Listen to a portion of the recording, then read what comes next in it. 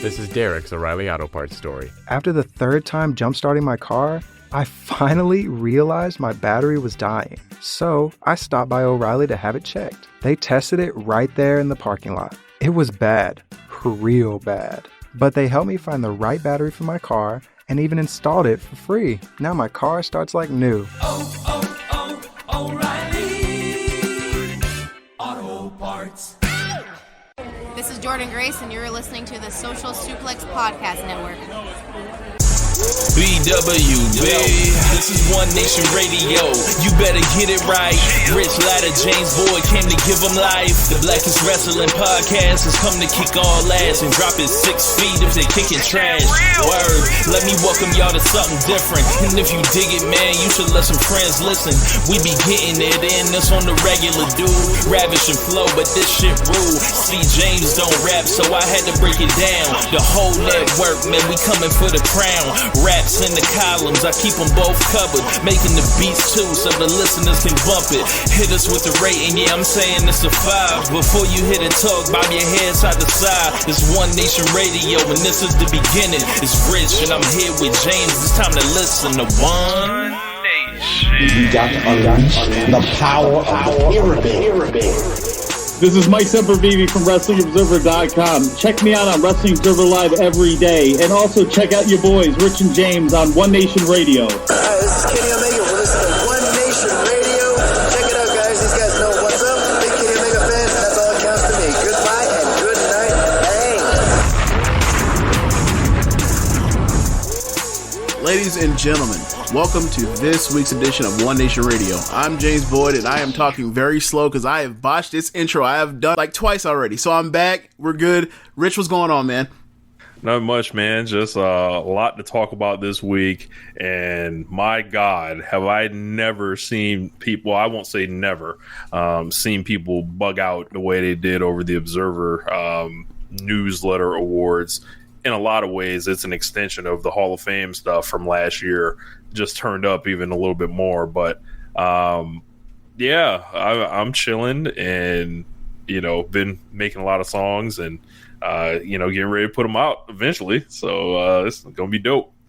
But yeah, just been watching a lot of stuff over the past week, and I'm very excited to do the show tonight. Oh, very excited, huh? Very excited.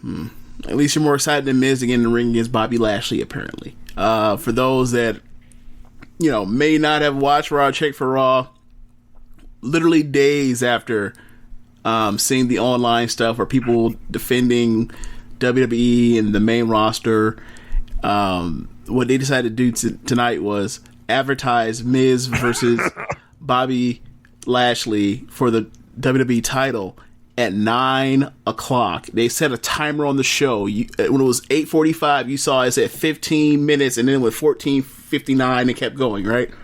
Lashley comes out, then Miz music hits, they cut the ramp, they cut back to MVP and Lashley, they cut to the ramp, they cut back to them. It happens 2 more times. All of a sudden, they show backstage, Miz has cramps. Adam Pearce comes up and says, "Hey, bro, what are you doing? You got a match."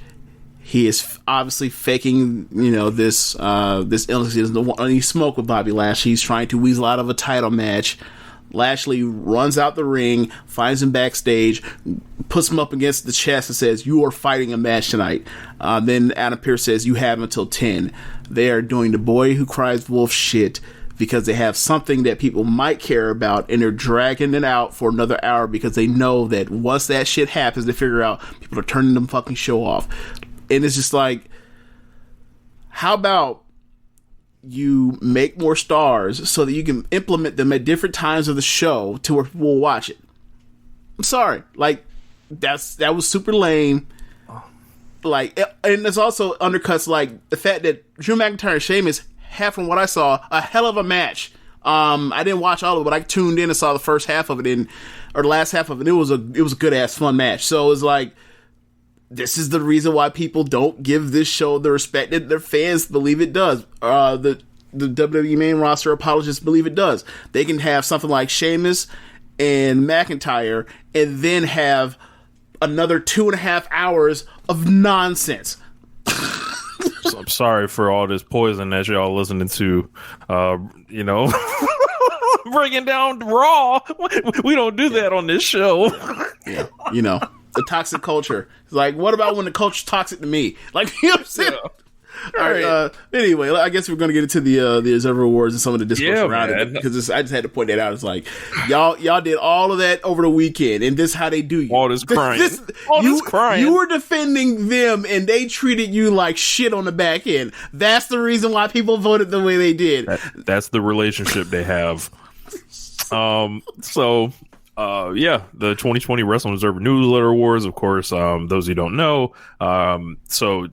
The Wrestling Observer Newsletter, the subscribers every year at the end of the year, they vote on the year's best. And, I would probably say that it's a pool of like 2,000 people at the most.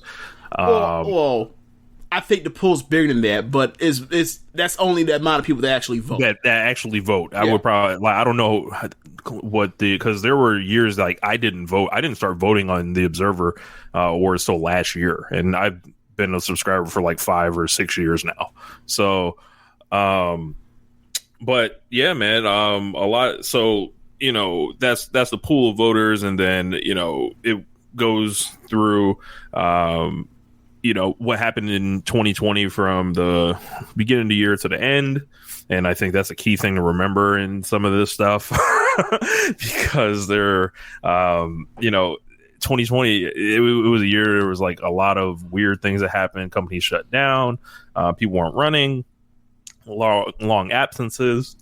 But without further ado, these were the winners. If you guys haven't heard them, which I don't know. At this point, I don't know how you haven't heard them. But so the Lutlet Thez Ric Flair Award, this year Wrestler of the Year Award, and this encompasses everything in being a great wrestler. It's like matches, promos, business, and essentially moving the culture, how we describe. So your winner was Jon Moxley.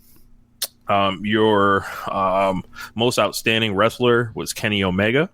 Most outstanding wrestler varies from the Thayer Flair Award as being like your most outstanding person in the ring from bell to bell. Yeah. Tag team of the year is the Young Bucks. Promotion of the year is AEW. Best on interviews is Eddie Kingston. What else we have? Best TV show is AEW Dynamite. Pro Wrestling Match of the Year, Young Bucks and Kenny Omega versus the Young Bucks versus Kenny Omega and Hangman Page. Did you restart yourself because you said Adam Page before Kenny Omega? Did you just do that? Okay. No. I said the Young Bucks and Kenny Omega versus. That's what I was about to say. I mean, that's how it turned out. In the long run. Yeah. Then they had the Category B awards, which aren't done on the 5-3-2 scale. It's just one person you write in. So U.S. Canada MVP is Jon Moxley. Japanese MVP Tetsuya Naito. Mexico MVP Rey Fenix. Europe Walter, of course. The Hodge Award non-heavyweight MVPs Hiromu Takahashi. Women's Wrestling MVP and a shocker, Bayley. Best box office draw was Conor McGregor on top, but the first wrestler on there is Jon Moxley. Feud of the year is Jon Moxley versus Eddie Kingston. Most improved, Britt Baker. Most charismatic was MJF. Bryan Danielson Award for Best Technical Wrestler was Zack Sabre Jr. For like the 7th year in a row or something like that. Yep. Bruiser Brody Memorial Award for Best Brawler. Jon Moxley ending Ishii's 6-year streak. Yeah, which is also cap. He should have won it again. Yeah. Best Flying Wrestler was Rey Fenix. First time that I saw a stat since like 2008 that either Ricochet, Ospreay, or Ibushi did not win this award. Wow. Most overrated, Bray Wyatt. Most underrated, Ricochet. Rookie of the Year, Pat McAfee. Best non-wrestler, Taz. Best television announcer, Excalibur. Worst television announcer, Michael Cole. How many years has he won in a row? Michael Cole has come JBL, and gone. Maybe JBL or Graves has stole one from him in the last couple of years. Graves got one last year. Okay, Poston was before that. That makes sense. But Cole he had a nice like 4-year run from like 2000 to 2013. He had 10, 11, 12, 13, and he may have picked up one in the like late 90s or something. All right, he picked up one in 2002. So he's Cole, vintage performances from Michael Cole. Well, you look at that year run, or those years, you said, like, a lot of that coincided when he was a heel announcer. He was a heel play-by-play announcer. Of course that's going to get that. Yep. Best major wrestling show, AEW Revolution. Worst major wrestling show, WWE Super Showdown from Saudi Arabia. I'm sure. Wrestling maneuver. Kenny I'm Omega's sure. One Wing Angel. I'm sure that a lot of those Saudi Arabia shows have won over the last 3 years. Yeah. I can tell you, the last like 3 years have all been Saudi Arabia shows. Yeah, makes sense. And then at the end we've got most disgusting promotional tactic, and WWE has the first 4 on this list. But the number 1 was firing people in a pandemic during a year which they were setting record profits. People lost their ever-loving minds over these awards. They let this bother them in ways where they were up at 4 a.m. madly tweeting about this. Yes, I'm talking to you, Raj Giri, from Wrestling Inc. It's almost like, when you see someone, it's like, hey man, come, don't do this, man. Like somebody needed to protect Raj from himself, because there's no reason to be up at 4 a.m. talking about a wrestling poll like this. And I'm sorry, that's absolutely ridiculous. Well, I don't know where he's stationed in the country, so I don't know. Maybe, his 4 a.m. might have been 1 at night. Okay. Who knows? Solid point. Who knows? However, when I rolled over, to look at my phone in the middle of the night, you pop up Twitter, see if you had any notifications, you see the goddamn just the onslaught. And it wasn't just him. It was just like, people everywhere losing their goddamn minds over AEW's domination, pretty much. New Japan has done similarly well in past years like this, and I can't remember the reaction being that outsized. It was, let's say if we go back to 2018, or let's say go 2015 through 18, right? Mm-hmm. Those awards were typically dominated by, like, New Japan and NXT. Mm-hmm. And, you have people that are diehard WWE fans, and I think the main thing that people need to remember when it comes to this is, like, the people that are voters, even the hardest core wrestler, does not have enough time in the fucking day to watch all the pro wrestling that happens on this globe all 365 days of the year. You got to pick and choose, right? So, if you are a person that is invested in WWE, I'm going to give them the benefit of the doubt that the simple reason that they feel this way is they watch what they watch, and they have no reference for what is available outside of that. Most of the people. There are some people that is like, I've seen the other side, I like what I already have here, and that's perfectly fine.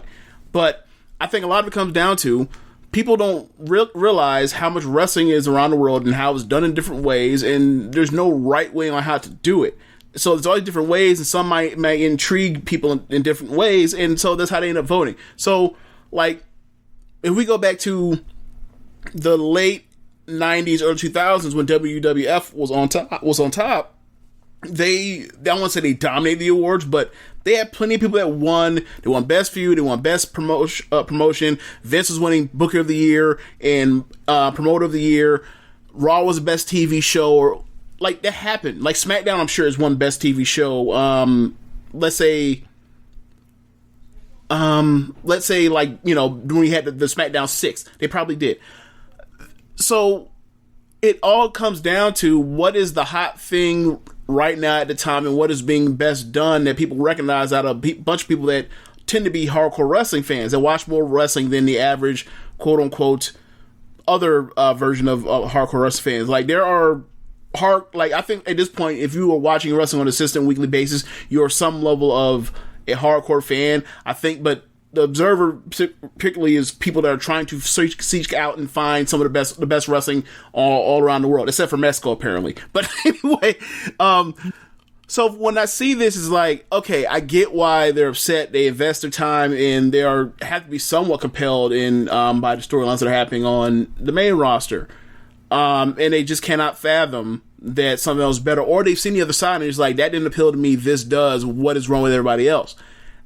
And like, if that's how you feel, it's going even beyond that. Like, it's also them trying. But my point is like explain how to tie this to their identity. And it's like, y'all got to stop doing this to yourselves. Like, the fact that like a group of, you said the people that voted is like 2,000 people that voted. I would take a guess it was 2,000 people. The fact that 2,000 people voted out of NXT gets 700,000 people every single show, just on average, right? AEW gets what 900 or 900 to 50,000 every single week on average. Mm-hmm. Raw gets 1.7. SmackDown gets what 1.9 or 2 million. We're talking about 2,000 people out of literally millions of different people that are watching these shows.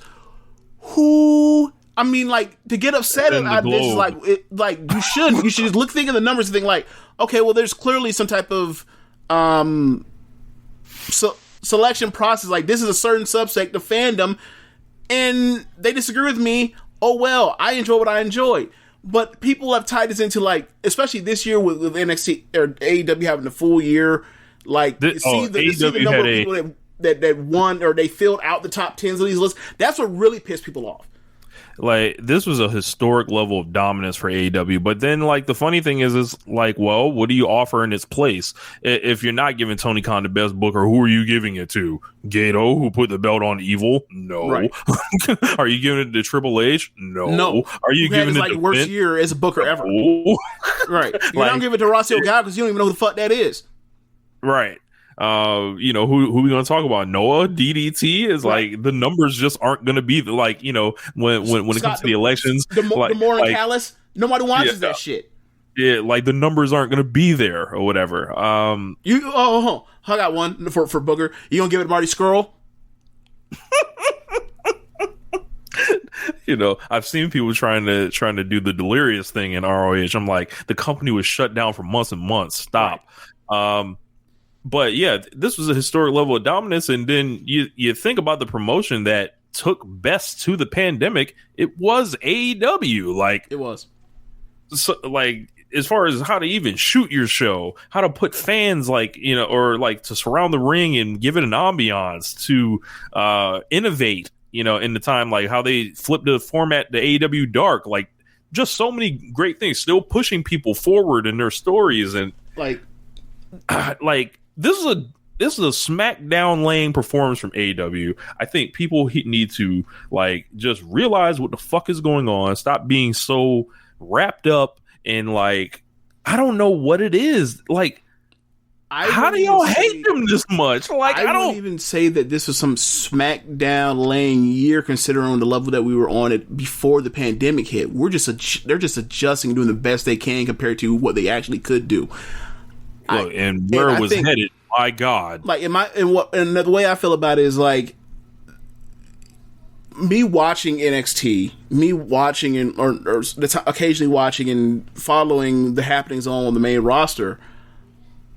I don't know how much of this is a dominant AEW thing or as much as is WWE just incompetent at this point. Like, and don't get me wrong, like, NXT still finished second for best television show, but, like, you compare its television in 2020 to its 2019 and 2018 television or TV shows, it ain't fucking close. So it's like,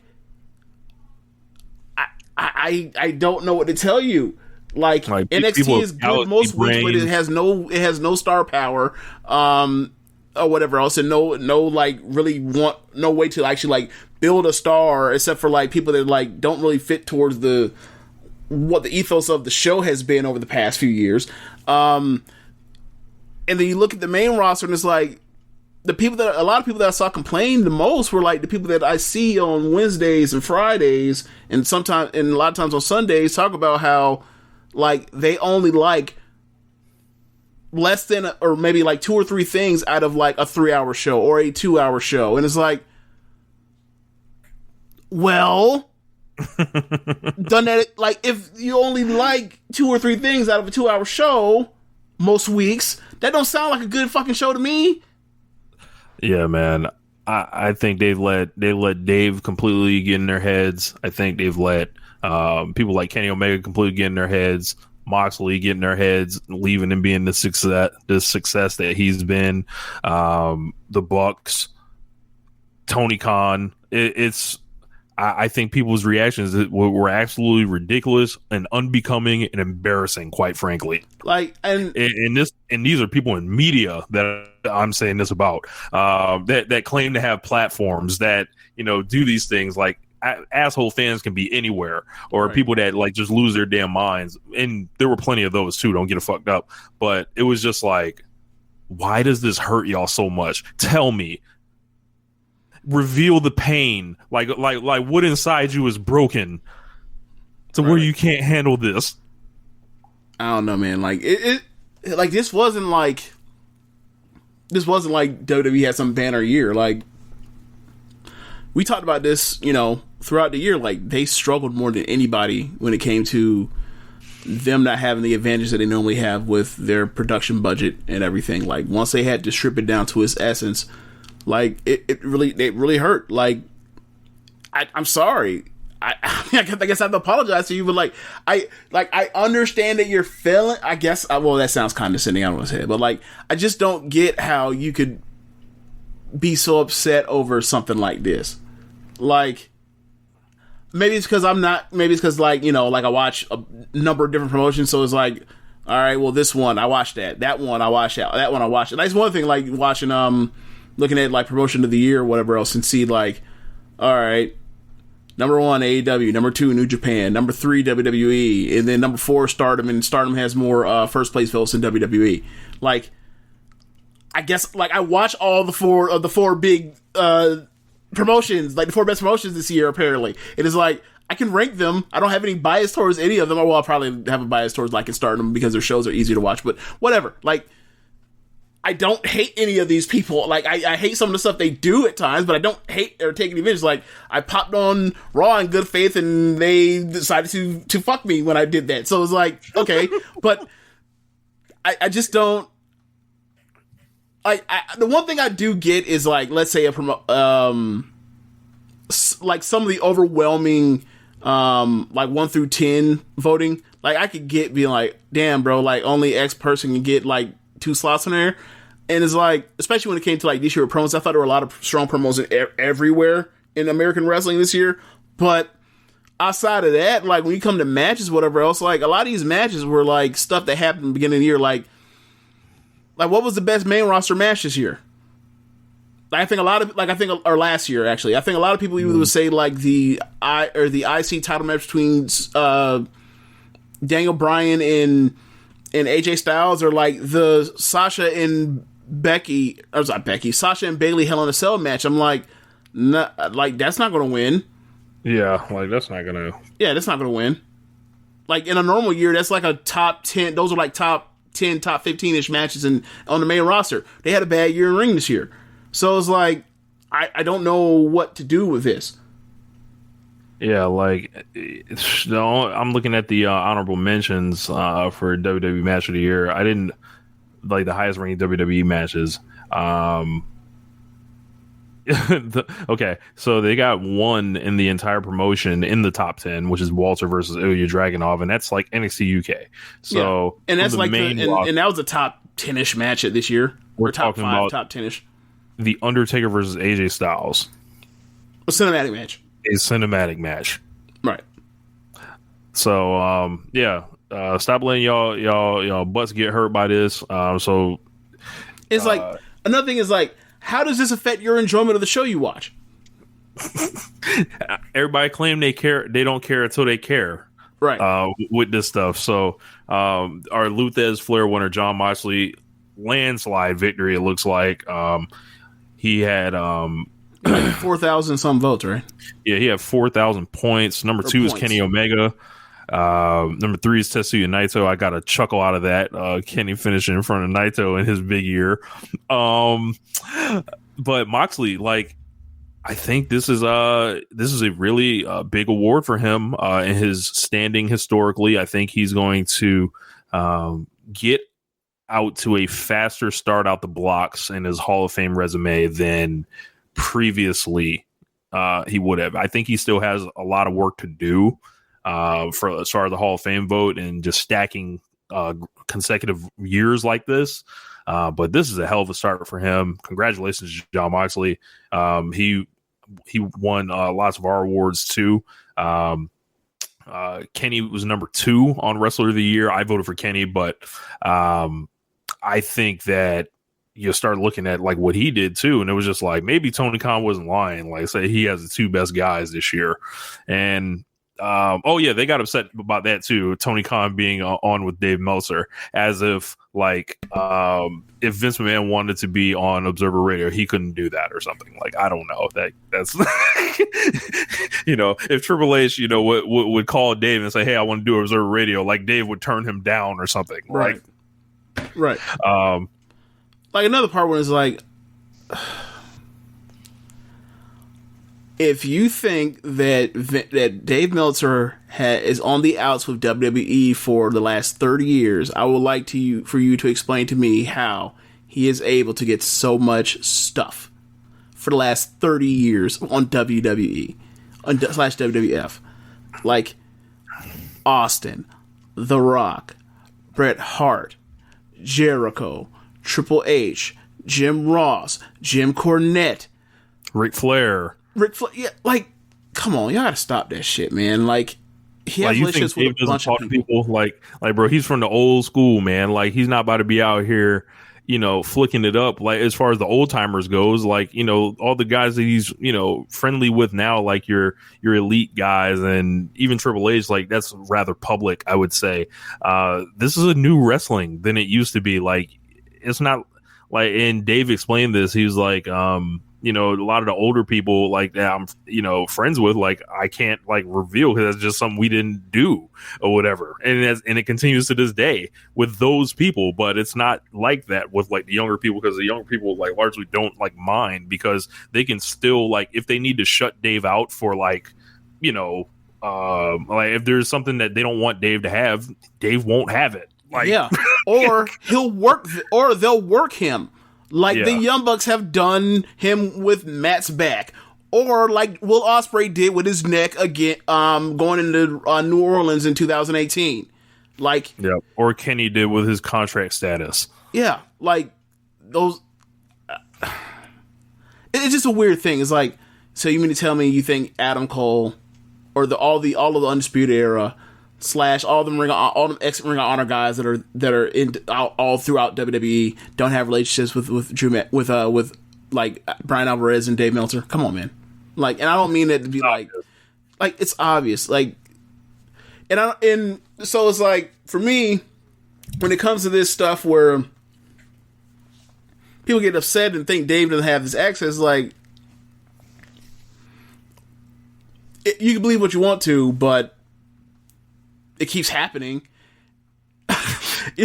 Like he keeps finding out what these WrestleMania plans are or whatever else. And it's like, I just don't understand it. Like, if you don't like the dude, you ain't gotta like the dude. I think he has shortcomings like everybody else. Like, I think he's a well-meaning liberal when it comes to talking about race and this stuff that has all his faults and all that stuff, especially for a dude in his 60s. He has all of that. Would you disagree, Rich? No, right? Like, exactly. So I think Dave's like his flashing lights go off, like, and you can't miss them. Like, right. if you're looking, right? Like, when he talks about women's appearances, he's like, he doesn't recognize it. Like, you should just leave that the fuck alone. He falls into it all the time, like, not all the time, but he falls into it like yearly, like all that stuff. So, like, yeah, like, I'm not necessarily the biggest Dave Meltzer fan in the world. I think that if he writes something, it was actually legitimately told to him, and that's about it when it comes to him. And I think that his star ratings and stuff, when people lose their minds about a certain match getting a certain star rating, which I see that some of his star ratings, I'm kind of like, what is this? But ultimately, what it is useful for, at the least, is if it says 4 stars or higher, you should probably watch that match. You're going to at least find something enjoyable out of it. Unless it's like, crazy flying in, and then you are a cornet type. Outside of that, if you give something 4 stars, it's a match that you probably should check out, and you will enjoy it the least. That's about it. Yeah. Moving on. So most outstanding, Kenny Omega, razor thin margin over Kota Ibushi. Also in the category, Shingo Takagi, Tomohiro Ishii. My top 3 were Kenny, Ishii, Shingo. I was Kenny, Moxley, McIntyre on the Flair Thez Award. Yeah, Kenny, another most outstanding wrestler. I was very happy to see this.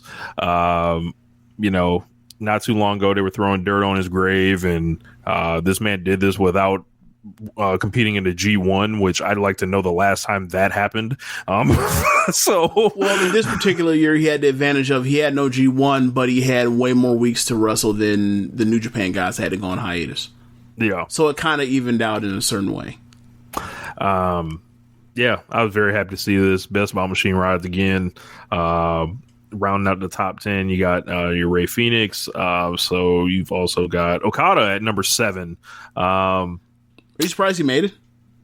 I am kind of surprised he made it because, like, outside of like select G1 matches where he was awesome, and then that great weekend, I don't know if Okada, like, it wasn't a banner year. Let's just say that. It wasn't. Like, you could be like, well, you had 3 of the 20 best matches in the world this year, but I'm also like, yeah, but like, that was 3 matches out of like 50 matches. How many did he have? Like, I love Okada, but nah, man, like, that's a very, very top heavy thing.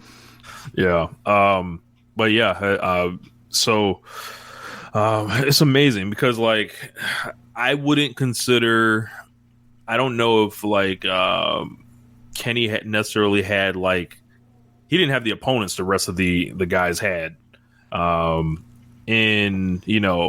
Let's see, 1, 2, 3, 4, 5, 6, 7 guys from New Japan on here, which, you think there's some overlap there doing it with those guys. So this is particularly one I think he should be proud of. So Mayu did finish in the honorable mention. She looks like she was 12th behind Nick Jackson, who was 11th. Wait, are tag teams not eligible to win? So I think they are, but like Nick Jackson got 274 points, and then Matt Jackson had 80. Huh. So he was in there too.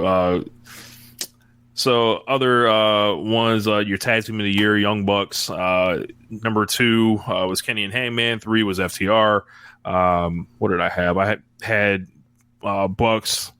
Kenny Omega, Hangman Page, and the Lucha Bros personally. And yeah, I think the Bucks, like, start to finish, like, I thought they had excellent top tier work, mid tier work, and then, like, putting them in there with anybody, it's going to be anyone's best match. Usually is with the Bucks, whether it's the Acclaimed, Top Flight, FTR, Bucks and Kenny, Butcher and Blade. I probably would have went with Hangman and Omega at first and then put Young Bucks at second, but whatever. So, yeah, and this is their 6th time winning this award. They've won it 2014, 15, 16, 17, 18, took the year off in 2019, and then right back to business in 2020. I would really like Dave to go ahead and rename the award at this point, the Young Bucks Tag Team of the Year. No team has ever won it more than 3 times, and then the team that did had 2 different partners in their runs, which is the Midnight Express. So all-time dominance for the Bucks. Best on interviews, Eddie Kingston over Moxley here. Looks like it looks like he beat him by 300 votes. Top 6 in AEW on this one. And we talked about all year, like, more promos, like the Murderers Row of last year's guys were Moxley, MJF, Cody, and Jericho. Well, we added like 2 more fucking killers in Eddie Kingston and Taz to that lineup. And then it looks like it was Roman Reigns, Jay White, McAfee, Randy Orton at number 10. Don Callis snuck into honorable mention just outside the top 10. Where's Bayley? I don't see her anywhere. That was a great one. Bayley cutting promos that carried the industry. I heard on Twitter. carried the industry, James. Yeah. Like, what? She was not a better promo than Roman Reigns. She was not a better promo than McIntyre. She was not a better promo than Roman Reigns. She was not a better promo than Edge. What? This now, I just named a bunch of main roster people. I didn't name some only AEW down the list. I didn't do that. I named the people on the main roster that are better promos than her last year. So, I don't know what, when we get to it and we look at all the voting for where she landed this year, I just do not get it. Because she had like one great match last year. Man. Yeah, so it's crazy. It's like, man, these talkers, it's like you got these 6 guys cutting promos now. That shit is like unfuckwittable. Promotion of the year, AEW, of course. Looks like they won by about 2,600 points over New Japan, WWE, Stardom, and they had like more than double the first place points that WWE did, or first place votes did. Stardom. So they had 33-12 on that, which is fucking hilarious, by the way. There were 12 people that were like, fuck everything else. This is about WWE McMahonism. Like, hey, if that's what you like, if you were someone that likes NXT a lot, or you're someone that likes SmackDown a lot, or whatever else, like, whatever. Like, if you were to go with a quantity over quality thing, you said, who gave me the most of good wrestling or above, it would still be WWE, because they have so much more quality, more hours. They have 9 hours of weekly television, right? If that's how you feel to vote for it, fine. Most people didn't. I wouldn't have voted for them for promotion of the year. I voted Stardom second. I was AEW Stardom. Really? Fan. Yeah. I just found myself falling into Stardom a little bit easier last year. I would have, if it were me for promotion of the year, I was like, you think about how much they grew their profile. I know a lot has to do with Bushi Road all that, and the new money. But New Japan has that same thing too. Bushi Road grew New Japan too, so it's not like one or the other. Like both of them are there. And I definitely enjoy the wrestling more. Like at the as far as like, you're looking at your one champion was Mayu Iwatani. The other one was like fucking Tetsuya Naito. And then Evil. Like, so it was like, fair enough, I guess. I just for me, I'm a punch New Japan while they down a little bit. Have to punish them. So for me, the top 3 would have been for me, if I was an observer, I would have voted in some order or fashion. I would have had Stardom 3rd, and then I would have had AEW and New Japan 1 and 2 in some order. I probably would end up going with, I don't know, but that would have been 1 or 2. New Japan or AEW and Stardom would have been 3rd for me. Yeah. Yeah. Best weekly TV show, Dynamite, by a big margin, like 4,300 points over NXT. NXT's number 2, Being the Elite number 3, AEW Dark number 4, 5 SmackDown. From there, it just goes off to Strong and ROH and Impact and all that. I maintain throughout the year AEW Dark will get votes on this just because of the unique format. It feels like WCW Saturday Night. They use it for big recruitment tool. I've sung the praises of Being the Elite on here. They create stars there. Sorry, like goofy comedy or not, like people get on that show and get over, which is something to be said because that doesn't happen on all wrestling shows. Yeah. I have no problem with that list. My 1 and 2 would have been that, so it's fine. We Are Stardom, honorable mention. It even got votes. I'm surprised it even got votes. Like, you got to remember, like, Stardom is growing now, and it's making way more money than it did, and like the base is bigger and all that stuff. But like, it's still, you could argue that it's the 2nd biggest promotion in Japan right now, or it's at least headed there. But like, it's still on the way to building up to that.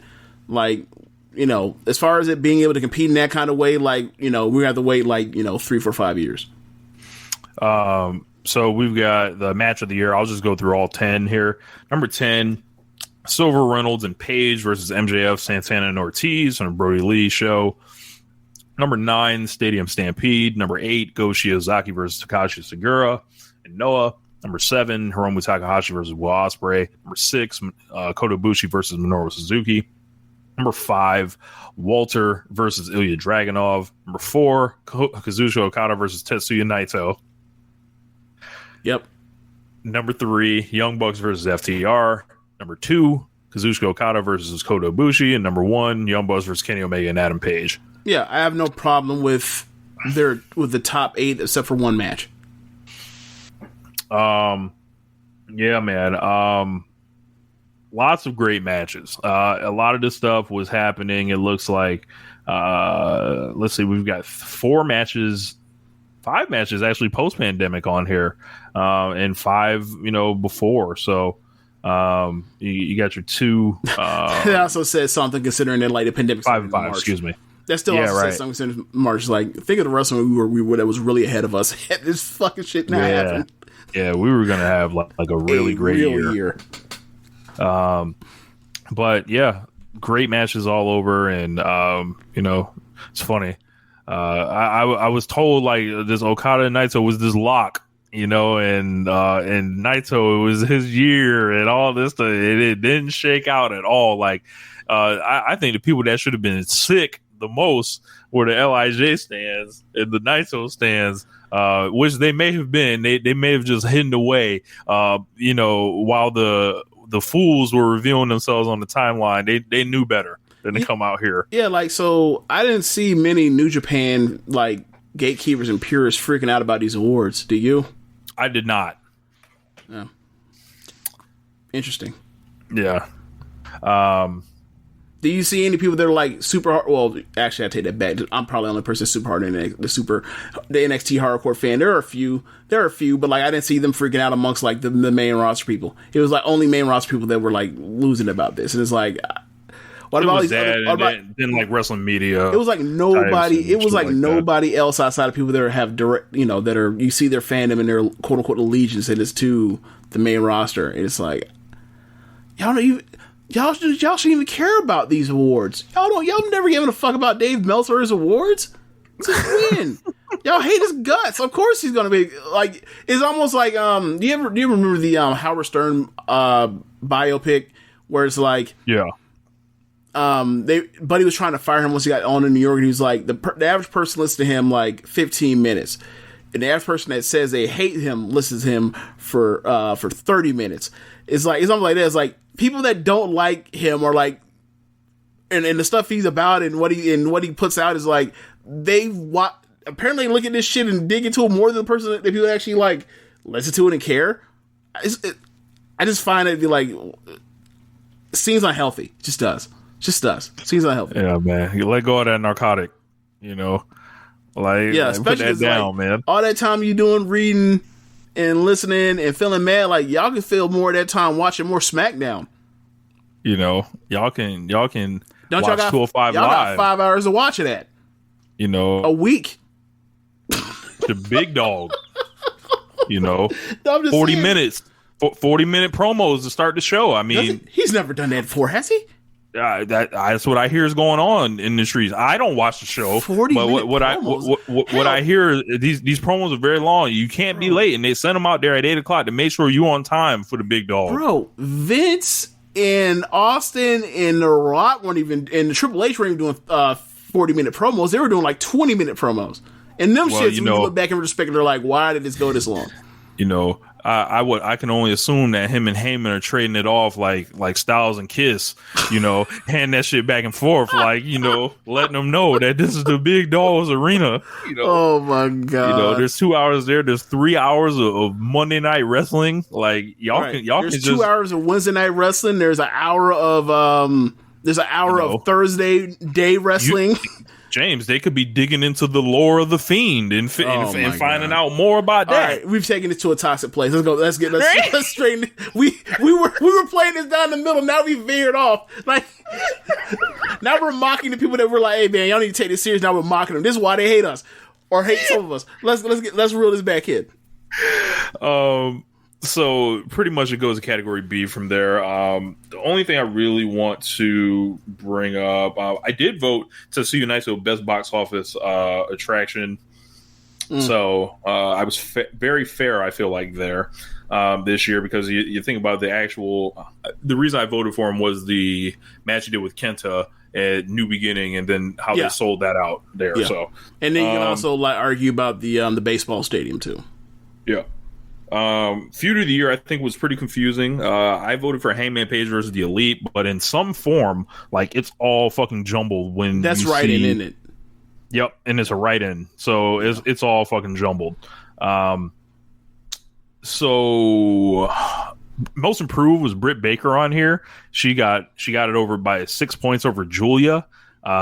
People have to tell me more about Julia before what she came from, because she seems raw to me. She's good. That's the reason. Her finishing second is what made me go on that thing on our in whatever thread we were in, talking about how they have people have conflated most improved to be literally anything. It could be somebody stinking and then becoming good. It could be somebody that's good becomes great. It could be somebody being great becoming all time. It could be somebody just that's was underpushed and people hadn't realized that person was actually good the whole time, and they just finally got the quote unquote minutes. Like a person that's in their fourth year that wins most improved player in the NBA. It's turned into a lot of that. And with Julia, the first match I saw Julia was her. She had a match in Ice Ribbon against Maya Yuki, their ace, or former ace in Ice Ribbon. That match was incredible, and she took a beating. The match 4 1/4. That's the first match I ever saw her. So for her to come in and have 4-star matches or 4 1/4-star matches is kind of seen that before. So a lot of that comes down to when we talked about people were so Western fans especially were very upset that she left Ice Ribbon to go to Stardom, and people want and people don't want a superpower. They want all this shit, all this Joshi talent spread out thin, so that NXT can snatch them up, or WWE can snatch them up, or AEW can snatch them up. Ultimately, if Stardom does become a big thing, so they were upset that she left. And then over the years, she had the feud with Tam, had the feud with her faction versus Queen's Quest, and everybody had to shut the fuck up. And when they shut the fuck up, they were like, "She's improved." Kind of, but not really. Not as much as Britt Baker improved from 2019 to 2020. No, they wanted Britt to fall off a bridge at the end of 2019. For example, if we went through the Observer last year's awards, I don't think Arisa Hoshiki jumped up, and I would say her improvement was more stark and dramatic than Julia's was. Arisa Hoshiki was in tag matches not doing shit for months, and then she was the white belt against Momo unimpressively, and then she reels off 4.5-star matches 3 straight months. That's the improvement. That's what Julia did. Is the same thing. Yeah, man. Other ones on here. Best wrestling maneuver. Kenny Omega's. I voted for Kenny Omega's Avalanche One Wing Angel. So his regular One Wing Angel won, but I'm talking the Avalanche version that he did on Laredo Kid in Mexico. Best major show, AEW Revolution. I voted for that as well. Worst major show. Yeah. Do you think that best wrestling maneuver, why is it even an award? Do you think it's even worthy of being an award? Yes, because sometimes when people pull out just fucking incredible shit, it's just it's a time capsule of what was going on. Look at 1981.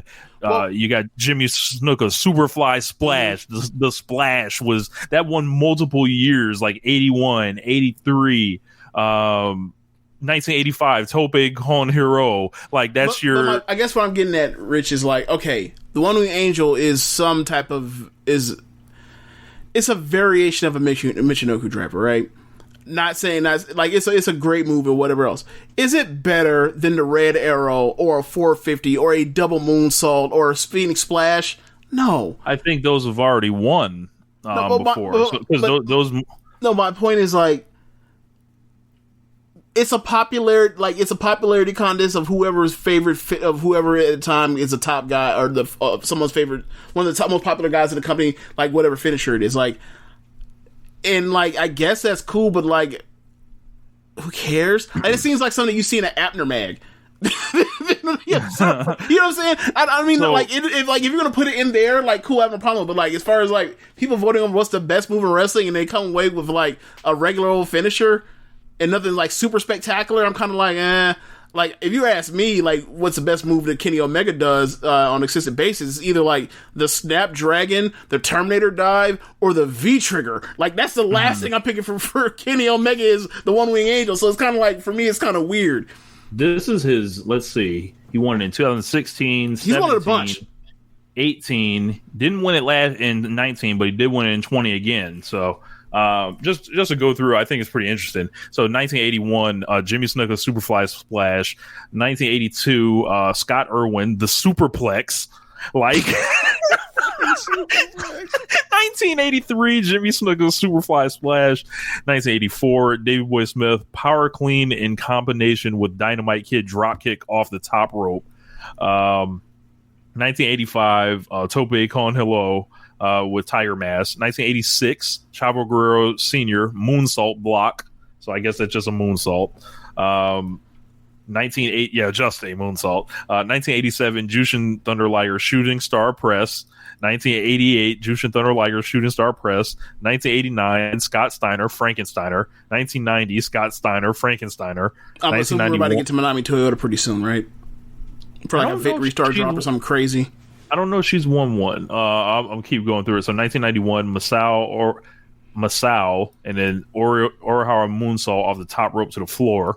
1992, Too Cold Scorpio 450 Splash. 1993, Vader Moonsault. Because why is this big nigga doing this? Right. 1994, Great Sasuke, the Sasuke Special. Right. 1995, Rey Mysterio Flip Dive into Frankensteiner on the floor. West Coast Pop. Oh, actually, no, that's the Eddie Guerrero stuff. Yeah, never mind. Yeah. 1996, Ultimo Dragon Running Liger Bomb. 1997, DDP Diamond Cutter. 1998, Diamond Cutter. Damn right, best finish in the business. I used to say that shit was not good in that Rey Mysterio Hurricanrana for the pit for West Coast Pop. That was not, but whatever. It's fine. 1998, Kenta Kobashi Burning Hammer. 1999, Dragon Kid Dragon Rana. 2000, Dragon Kid Dragon Rana. 2001, Keiji Muto Shining Wizard. 2002, Brock Lesnar F5. 2003, AJ Styles Clash. 2004, Petey Williams Canadian Destroyer. 2005, Petey Williams Canadian Destroyer. 2006, Kenta Go to Sleep. 2007, Kenta Go to Sleep. 2008, Evan Bourne Shooting Star Press, because his shooting star was so incredible at the time. 2009, Young Bucks More Bang for Your Buck. 2010, Ricochet Double Moonsault Rotation. 2011, Ricochet Double Moonsault Rotation. 2012, Kazuchika Okada Rainmaker. 2013. Stop. Double moonsault. The next year, a wrist control short lariat. 2013, Kazuchika Okada Rainmaker. 2 in a row. Then, check this out, James. 2014, Young Bucks Meltzer Driver. Right. Oh, it's like right back to business. Which is just an Eddie Taylor with a flip, which is why that's just so funny to me. Always will be. 2015, AJ Styles Clash. So like a 15-year gap on that. Then it goes to Kenny, Will Ospreay, Stormbreaker, back to Kenny.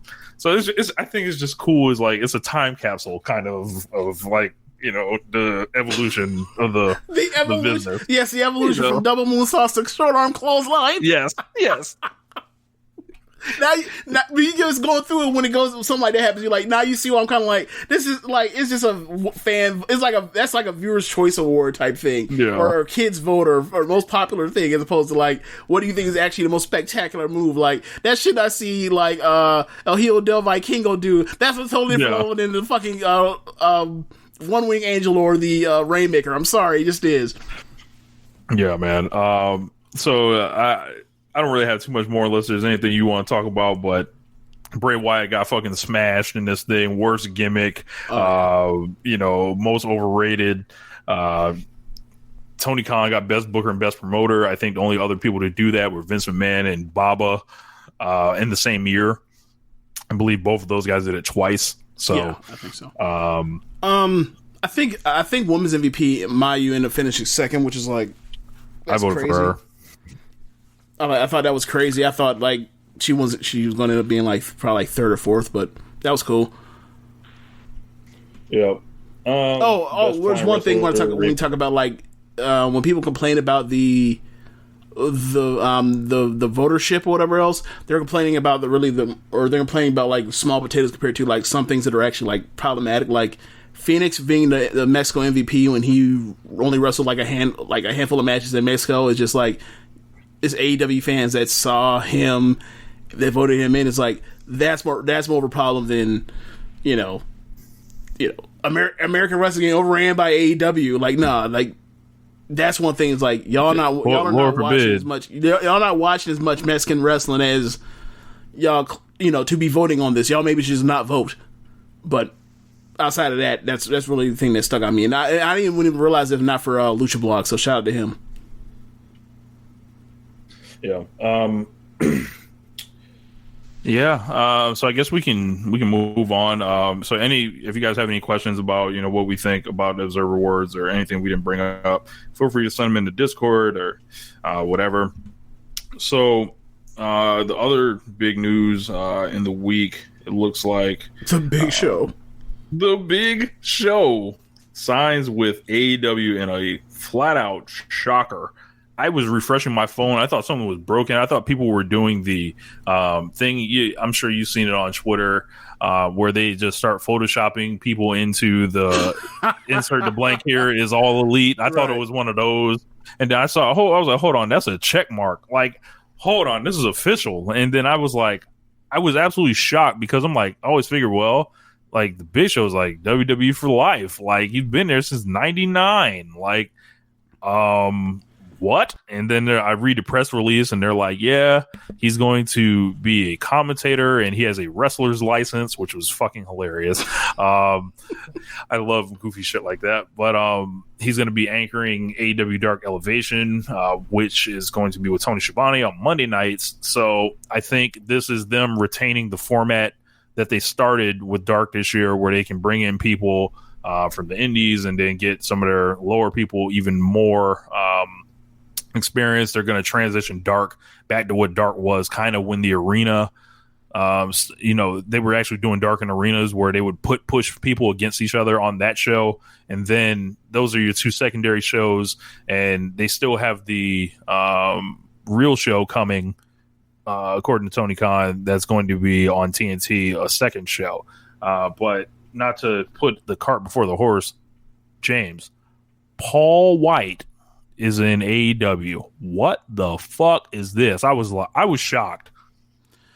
And then I heard about it and I was like, well,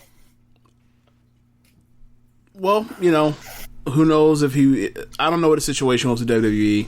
Obviously he was done. Maybe Vince wasn't going to pay him no more, or maybe they couldn't find a job that he found interest in, and he decided, with Jericho and Jim Ross and maybe even Moxley, Cody obviously reached out, or they reached out to him. This guy that's always been a sharp promo, or been a sharp promo for at least the last decade anyway. And they decided to try this out. So, I think he's going to do fine with it at worst. And I think they're going to have people around him to actually do a good job. And he doesn't have to worry about getting motherfucked in the headphones.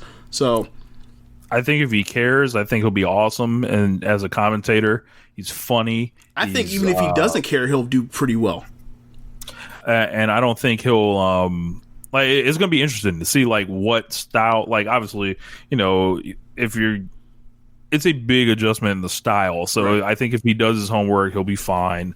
I think the thing is, and also it's a low stakes show, so people aren't going to kill him if he fucks up to start up. And it's taped. That's another part. So one other thing, now because we'll get back to it. So I turned off Raw after the Bobby Lashley Miz thing. Come to find out, according to Floyd, when they started back up at 10 o'clock, the bell ringing and Miz ran out and got it counted out. Boy, this company continues to insult you. They promoted a match and then had somebody fuck off the match so that he's supposed to go on them, but this is a fake thing and we know that y'all are trying to goose your ratings. Unbelievable. I can't believe this. I can't believe this promotion didn't win Best Promotion. I can't believe it. I can't believe Vince didn't win Best Promoter. You know, Best Booker. You know, that's another one. Like all these pay per views for last year that like you didn't know what was on the fucking card until the day of. I don't think people really were complaining about Vince not winning Best Promoter, Best Booker, but like if you were, come on, bro. Yeah, man. What was he promoting? He didn't promote. He only promoted for like 24 hours on Twitter or on email blast. Let's continue back. Let's get back to Paul Wight. Big Show. You know, this guy was getting please retire chance a couple years ago. Deserving himself. Yeah, he was like, I'm not switching up. He deserved them boos. Yeah. Then I thought about a couple of situations. Like I was like, well, what does the Big Show's loss actually mean to WWE? So my thought was I was like, no one's loss means anything to WWE. We came on this show and said Dean Ambrose leaving didn't matter for WWE. Right. Ultimately, they have a million fucking guys. However, I think in Big Show's case, what he was an institution. I would say he was a rather recognizable person that you associate with WWE, and him switching sides, I think that has enough weight on it to be like, oh, okay, like the fucking Giant is back in like TNT, like bro, like I'm all in calling him the Giant again. Like I'm trying to get that going, but and then think about it, he was big man finishing school, pretty much, yeah. So when those dudes ain't around, and from what I'm hearing is they tried to come to terms with a new contract with him, like around, he was on Raw this year on the Legends show, January 6th. They were very far apart on money. From what I'm hearing, you know, just when you think about it, right? If they're handing them that Legends contract, right? You can only do so much. You probably still can't do outside stuff. You just got to kind of take whatever they offered you. And or then the at this outside point, stuff that they want you to do, which is like very little. Right. And Big Show, think about him. He dropped all that weight recently. From what I hear, he has tons and tons of stories. He's a gamer. He probably will be starting a Twitch channel at some point. Like, he's probably going to do very well for himself. Like, if you think someone like Zack Ryder, for example, did very well for himself once he left because he monetized a podcast, Twitch, all that stuff. I think Big Show would be more in that vein. Like, he'll be able to do better for himself on the outside while in a relatively low stakes role until eventually he does a match or something. And like Big Show has 25 years of stuff to talk about, and like, you know, he's given us tastes of that, like when he's done shows for I think either Austin or Ross or Jericho, and like when he was on those podcasts, those were some of the best podcasts those guys ever had. He was incredible. So it's like if he was like, to me, it seems like that'd be the first thing I would expect out of him to do, is to have a podcast where he goes through and talks about certain stories. Like if he ends up linking up with Conrad, that wouldn't surprise me. The Big Show. I'm sure he'll get sued for that. I'm sure they got, like, oh hell no, we're not gonna, no, you don't use that old shit. No. Yeah. And I think, you know, when time's right, of course you do the angle where he's on commentary and he gets into it with somebody, and Shaq. Then you can do the Shaq match. And I think you have Wardlow F10 him. that's the long, like, that's, you know, that's what I'm doing with Wardlow.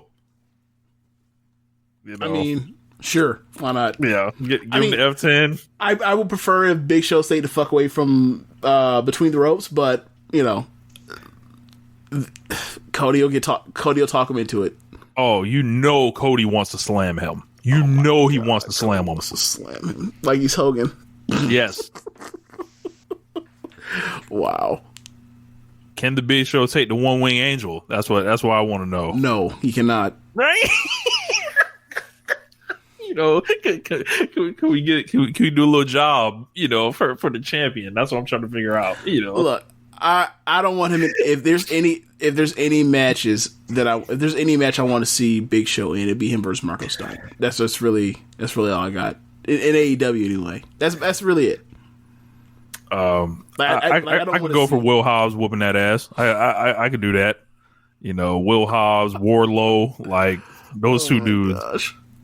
I think anything beyond that is like, I'm not really interested. But I know I'm only in the Marco stuff thing because I think it'll be hilarious. That's really it. That's really it. Do you think MJF would come across a Big Show and that might be pretty funny? Like their interaction, like verbally, yeah, I imagine that's funny. Like in the ring, I don't know about all that. Yeah. What else do we have? The IWGP World Heavyweight Championship now. They are merging the Intercontinental title with the IWGP title to create this new belt. The lineage is gone. They're starting fresh, new with this. And all I saw when this came across the timeline, all I was like was why? Right. And then I was like, why are you getting rid of like a cool belt in the IC title? Like belts that I've seen guys become superstars off of. And then people was like, oh yeah, they elevate the Never belt. I'm like, the Never belt's not the fucking IC title. I'm sorry. Right. Like it's not. Like there's too many belts. I'm like, oh, okay. It didn't seem like there was too many belts when y'all was struggling to fill out them cards last year. Like when you didn't have the US title, when you didn't have the IC title, like it seemed like it was kind of, dry. So I don't know the point of taking away something that people can use to get over. That is proven it works. Yeah, I mean, I think it's weird because, they just made that new belt like in 2019.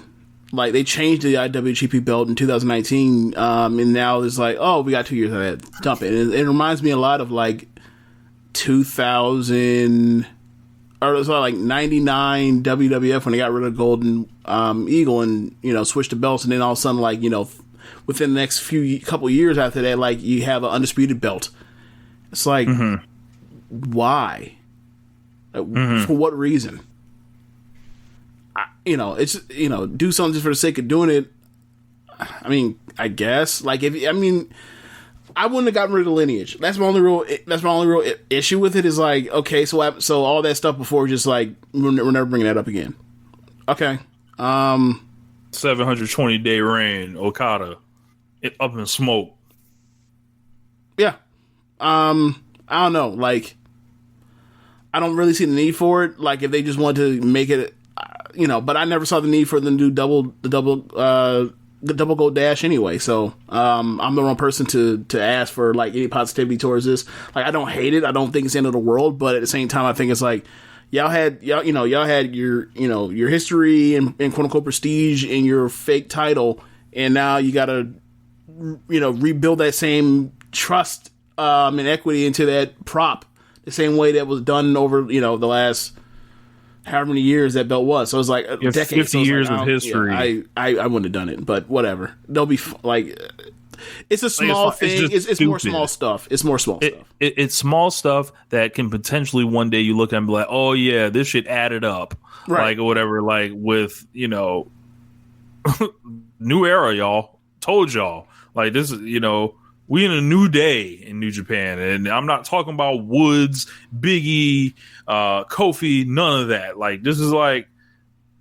to be the basis for all their new storytelling, like over the next decade. This is going to be the belt that Okada has never won, so he gets to win another belt. Maybe you pull Tanahashi out of mothballs to challenge for this thing. But yeah, it seems like kind of a. I feel like they didn't need to create a new belt to do that because they always had the old fucking belt. But maybe Gato knows something we don't. Yeah, not a fan personally. Interested to see what the belt looks like. But this isn't this like these type of like things where it's like it just makes your belts mean less. I remember how strong in WWE when they merged John Cena and Randy Orton, the World Heavyweight title with the WWE title, create the WWE World Heavyweight Championship, and it felt bigger for a long time, right? And then like it was like the belt was like at this mythical level when Brock had it. And he wins both belts from Daniel Bryan. It's like, or not Daniel Bryan, John Cena, and it's like, wow. And then they break out that new belt for him, and it's like, wow, this thing feels like really prestigious. And then what did they do in their situation? They just split the belts again. Yeah, it's just they had a brand. They went to a brand split and then immediately like put one belt on one side on one show and then made a new belt out of thin air. And that belt's been cursed ever since. Yep. Whether it's been red or blue, it's been none but hell. And you see how people are like less passionate overall about that stuff now, and it's just like you see it's like, well, what title is the number one title? It's like, oh, it's not the WWE Championship, the one with all the history behind it. It's the other one. Like, fuck out of here. Like, that's bullshit. Like, it's the one they pull out of a bag, right? And I'm fearful that could happen with this, obviously in reverse, because we're going into one belt. But for me, you're just taking over. You're taking away another way people get over historically. This is Shinsuke Nakamura's belt. This is the first major singles title after Kenny won as a heavyweight. Was this one? Trying to think anybody else with the Naito. Most of Naito's run the last. Naito's run. Yeah, Naito's run is wrapped around this fucking belt. You were able to put this on someone that does good work like a Minoru Suzuki. Kota Ibushi, like until Kota Ibushi signed, like his whole thing was he's going to be that's the highest he's going to get, and then he finally signed and he got to this point. But like, that belt as a secondary belt was about as good a belt you could possibly get over the last decade of wrestling we've watched. Is there any other secondary belt you think is of higher prestige or esteem? I think it's that one. Yeah. And like it looked, and I'm just a sucker for white belts because of Shawn Michaels and Razor Ramon, but like I've always liked white secondary belts. I've taken a picture with that belt. So that's right, you did. Yeah, so risk your life for it too. I got a mark picture with that belt, so and it's gone. So, yeah, but that's all I had on that. So instead of like our normal like Dynamite kind of review, we're gonna kind of roll that into preview for Revolution, which has crept up on us. Is next week. We don't know the full final card, but we're kind of there. So, so looking at it, I guess we can start on top here. The Young Bucks versus the Inner Circle tag team titles. Last week on AEW, they got heat on the dad. They fucked Papa Buck up. Papa Buck sold like $1 million. Like he sold like he was dead. I was fucking screaming. I have no idea what this match will be because Jericho and MJF are on one speed and the Bucks are the Bucks. So I don't know what's going to happen as far as the match. They've just been doing this few very old school attacks, heat on the family members. I wonder where the Inner Circle breakup lies in this, because you see they've kind of taken the heat off the gas on that for a little bit since Sammy's gone. That the quote unquote toxicity of the Inner Circle is out. I don't know if they're gelling more as a unit or if it's all a smoke screen and MJF's going to pull the wool out on Jericho in this match. I don't know what's happening here. So, what do you make of this one, James? I think it's going to be a good match, obviously, but I don't think it's going to be nearly as good as the stuff we've seen Young Bucks do in on pay-per-views for AEW. But I think it'll be more story-driven. What I need to see out of the Young Bucks is something that I did not see in the FTR thing when Matt was hurt and they screwed him and all that kind of stuff. Like, I want to see a Young Bucks match that feels like some semblance of a fight as opposed to a regular wrestling match with spectacular moves and stuff, but like not really any type of like personal heat, if you will. Like, I'm sure the Young Bucks have 1,000 matches I haven't seen that have that, but I've yet to see one that I can remember where it felt like super personal, grudgy, and it felt like somewhat of a fight. I would like for this one when they beat up their fucking dad to feel like that.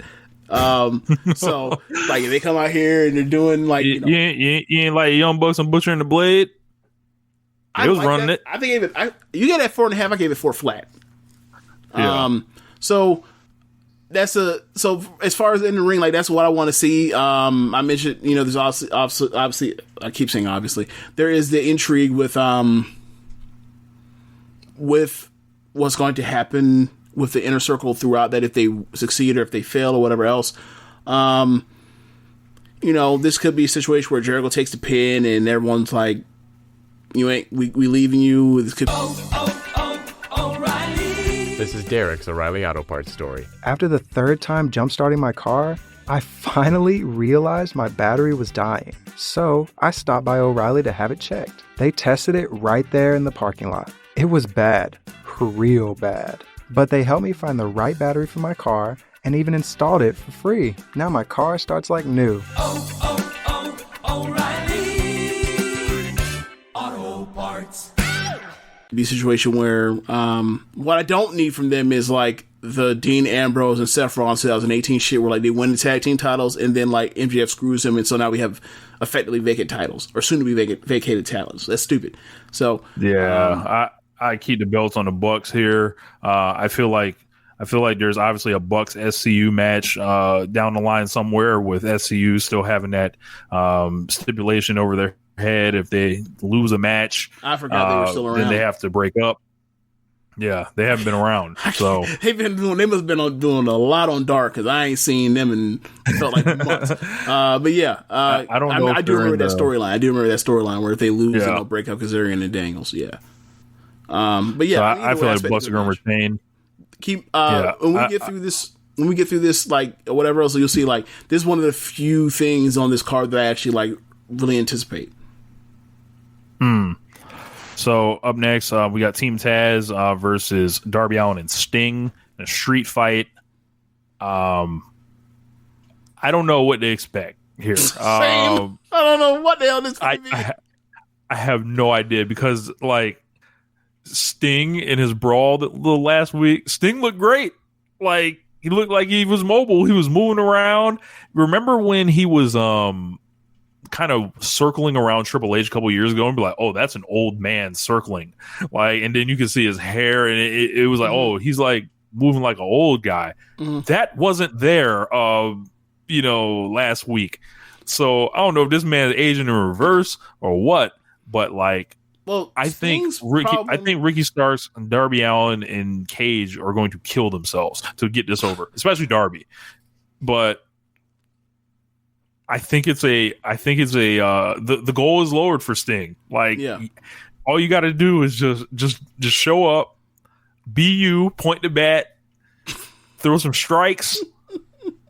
It's a real easy path to victory here. Like, okay, so when Sting was around in WWF or WWE in 2014 through 15 or whatever else in the ring, he could still move. It's just like, he had the thing with the buckle bomb and then it's like, okay, I guess he's just done wrestling ever again. Like if he can move around before that if he can move around in the way that he did before that buckle bomb, he'll be fine. Especially for a match that's not like, he doesn't need to be Daniel Bryan in the ring. He just needs to be his charismatic self that he's been for, 35 years, whatever. So, he'll be fine. Like, especially, and as you mentioned, like you have all those guys doing stuff. Like you're going to see hella high spots and crazy shit from Darby. So I think the match will be good. As far as the build, they called this match so early that it's like I don't know what they could have done to got me intrigued in this once they called it so early, but they haven't done it for me. But whatever. I think it'll be a good match though. I liked the brawl they did. I liked the attacks that they've done. I think they spent a lot of weeks stalling, and I think that burned a lot of people out. Mm-hmm. And I think they've got to have a great match because otherwise it's going to be like, wow, we wasted a lot of time, a lot of weeks, a lot of Darby not like defending the belts, and a lot of like putting Sting on TV. Like, so they do the same thing over and over seemingly. What was I about to say? By the way, last week Darby's video was dope again. So he might have smiled for the first time in that thing. So up next we have Hikaru Shida versus either Nyla Rose or Ryo Mizunami. So I guess this is a perfect time to recap the tournament from yesterday, from Sunday and Monday today. Awesome action up and down both sides. So the Japan side yesterday, we had Ryu Mizunami defeating Yuka Sakazaki. We had a trios match that was awesome. We had Thunder Rosa versus Riho, which kind of seemed like a preview match. Like I didn't quite like understand like why it seemed like they got their time cut. They only went 11 minutes. I felt like they went less than that. Yeah.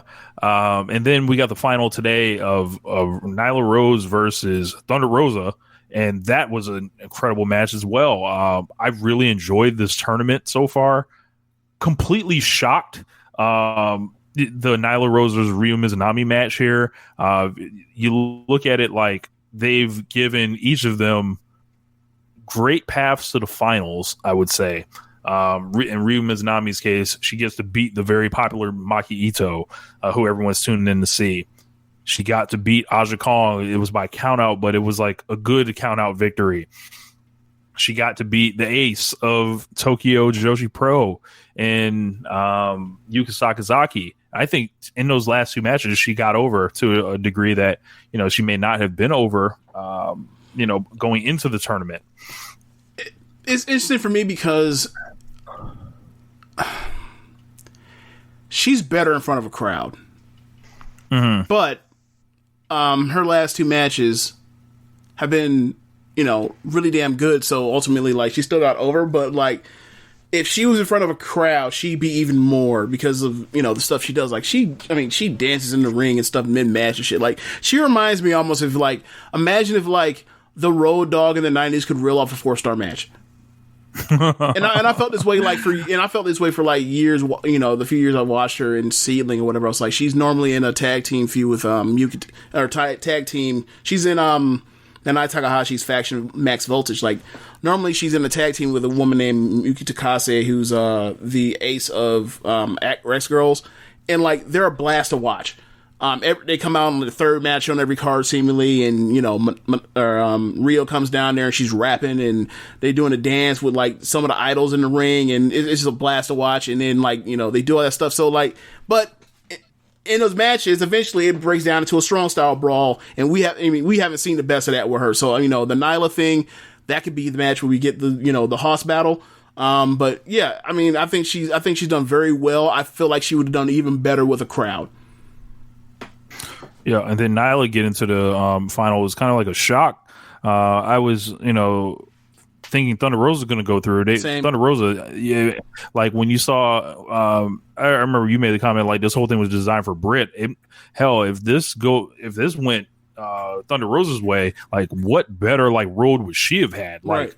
Serena Deeb, Riho, Nyla, and then make it to the finals. She didn't make it to the finals, but over this like tournament, Thunder Rosa has quickly become one of my like favorite wrestlers. Like, yeah, I think she's technically proficient. She's like a fighter, and she's just like very charismatic. And then when she comes out with the flag, and it's like, let's fucking go. Like, so, and I've seen the improvement over the years. Yeah, I think I was surprised that she lost to Nyla. I think it would have been a bit like. Now at this point, if Rosa had won, you go into the final and you really don't have any expectation of who's going to win or who's not. But with Nyla in there, it's like, do you really think they're going to do a third Nyla and Shida match on pay-per-view? I don't think they're doing that. On a company that that rarely ever does rematches, like within 1 year of each other on pay-per-view. Like that might be the only rematch on pay-per-view in last year is Nyla and Shida. And I don't think Rio's flying all the way over here just to do one match, personally. Yeah. Like, and I've thought that before. Like whoever the winner is, they ain't flying over here just to do one match. I believe Yuka Sakazaki's booked on March 3rd. That I kind of heard that rumor through dark channels, but like I didn't actually get spoiled. So the results all remain pure for me for the tournament. I've managed to avoid all spoilers on this thing. Yeah. I found out that Tokyo Joshi Pro is doing a big show this coming week, but the light bulb never went off in my head. It's like, oh, I guess that means you can't win. It never did. Like, my dumb ass just thought, just like, oh, okay, and just went on my day. Like, it never occurred to me like, oh, well, is she actually gonna stay here to do, like, it never went through my mind that, like, or I never thought of it like, oh yeah, you could possibly come over here. Like, it never clicked that, like, she was doing two things. It just never did. So, you know, I whatever. That's a politics of it. And that's what it comes when you know, this is your actual signed talent. Like, there's priority involved. So, but you know, I would have liked to see like a Yuka versus Thunder Rosa match. Like, I don't think they actually wrestled when Thunder Rosa was on tour in Tokyo Joshi Pro at the beginning of last year. I don't think she was, but she did do stuff with Maki Ito. That the trios match, I haven't talked about it enough, but oh yeah, I was really impressed. It was just like the doing shit Olympics. Just like, oh man, it just kept going and kept going and kept going and getting better. And I believe it was like 18 minutes long. So yeah, it was awesome. That whole hour, that whole show, check that out. Like that, I think that's the best single show of the tournament. But overall, like, what do you think? Like, you know, I would say from a rollout perspective, this was a disaster. Like, and there's no way to sugarcoat it or anything. It's like, yo, we got one, maybe two matches that were on, maybe three. We got three, or excuse me, we're going to get 4 total matches on Dynamite here. We're going to do a Monday show on YouTube to kind of test and get you set up for watching Elevation next week or whatever, right? Mm-hmm. Or 2 weeks from now. We're also going to roll out this Bleacher Report thing that isn't properly communicated, and all my friends are scrambling in the text message group trying to figure out where they can watch it. I'm trying to see if I can watch it on my Amazon Prime thing, but like, I don't know my login and shit like that, and they won't let you reset your password on the device and shit. And it's like, well, I'll just fucking put the cord in my phone and then cast it to the TV or whatever, and I'll just watch it directly off the website. I think the messaging was wrong. Tony Khan kind of threw Bleacher Report under the bus on Twitter, which was pretty funny. He was like, I was assured that one thing would happen, but it did not. But they had the backup link immediately prepared and up on Twitter. Yeah. And it was like, you brought up the point. It was like, why the fuck didn't they do that from the beginning? But I don't see them putting many more events on Bleacher Report. Yeah.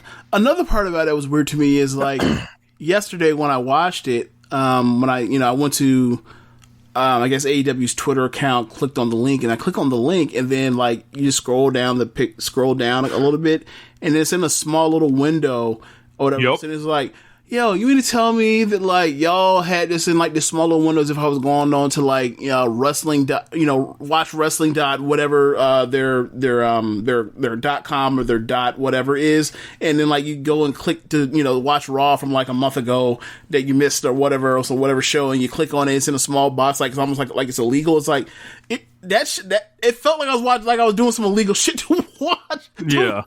I logged on the site, right? I was showing Catherine, like she was there with me. I was like, man, this is interesting. I was like, I pull up the page. I was like, Kawhi Leonard, like this huge fucking billboard in the middle of the thing. Then underneath it, the scoreboard. Then like some NBA column, and then like there's like a bunch of squares. There's like 15 squares or whatever, and all the way on the left is your your AEW Women's Eliminator thing. I'm like, so they put that there, huh? I was like, I could easily see somebody loading up the site, because people like that. When it comes to AEW, people like to feign like they're technologically incompetent or whatever.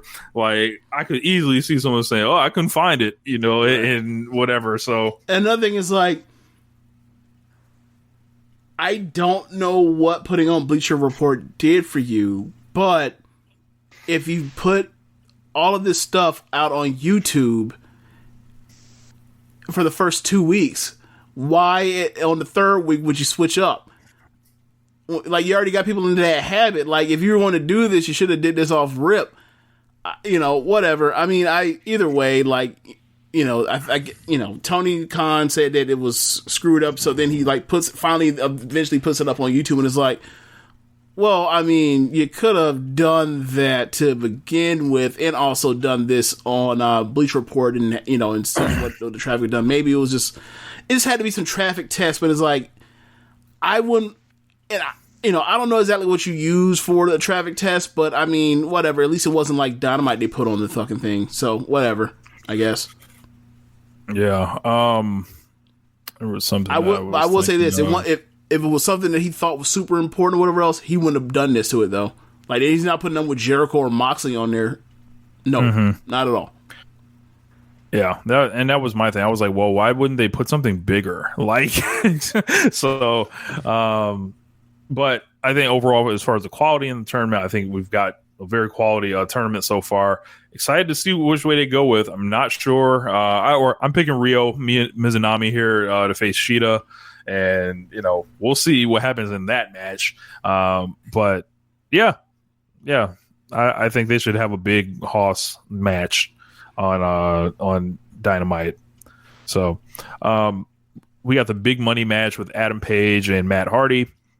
Only singles match of traditional kind here. This is my big gripe with the card.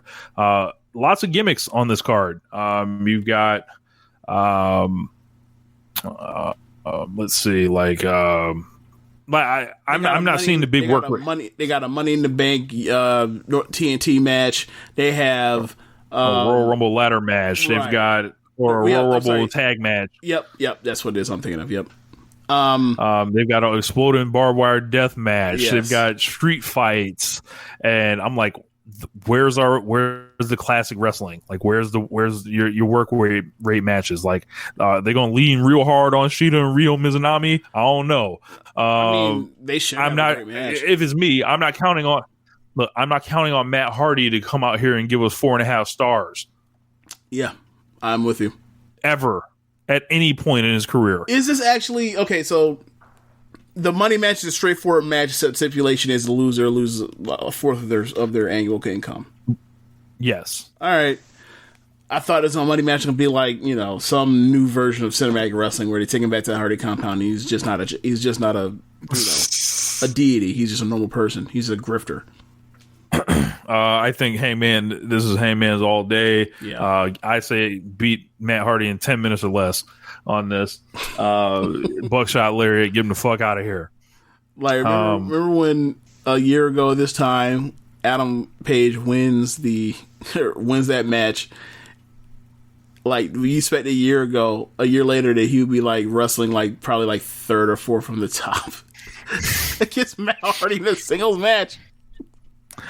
Yeah, Matt Hardy was nowhere to be found at that time. So it's like, wow. That man's got the road. Like they what they did with him. They were like, you will face a Brooklyn Brawler. Like on the way back, you like start at the bottom. Like I know there are people WWE fans that are like, people talk about y'all don't ever build nobody. He's like, you motherfuckers spent like 7 months building this motherfucker, and look where he's at a year from after he actually won the match. He wasn't made. Where's the fucking TNT title shot? Why is he wrestling Matt Hardy for cash?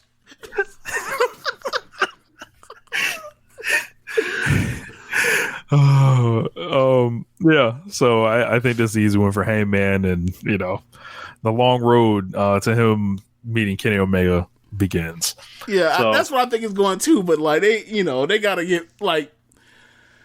Nobody else. I would like for him to like to be like the TNT champion at some point before he gets to Omega. Maybe that's too long out or too far out to to get him the title, have a lengthy reign, then drop the title, then come after Omega. Maybe that's too long for Omega to have the belt. I don't know, but like I would like to see him in like the third most interesting thing on a pay-per-view. I like to see him and Cody fight. I don't think they've ever fought, but like come up with some type of reason like where they're at odds. Is that going? I worry that will not get Hangman over. That's interesting. Expand on this, sir. I think that they will try to do babyface versus babyface, and Cody's a way better promo than him. So, like, people will choose. People love them some Cody. And you know, I think they loved him some Hangman too. Yeah, but once you got a hand on the mic, and then Cody comes out there and pulls off some Ellis Island shit, what is Hangman gonna do? And like, if you were to ask me, someone to get him ready, it's real tough. Hey, it's real tough when you can't tag out to Kenny Omega. It's real tough. I guess what I'm saying is like they should do him and MJF. Like, I mean, they can go back to the Battle Bowl ring or all that kind of stuff. They can go over like, I've done nothing but win and win and win. I rarely ever lose, and you've done nothing but lose. You've lost everything. And like do that like over the summer or this early spring or whatever else, and then like when they come out of that, like whoever wins that match comes after the title. Like alternate plan. What about him versus Team Taz like next? Like he's Team Taz's next target. Sure, and he gets to play off Taz. Sure, and Cade and Starks. Sure.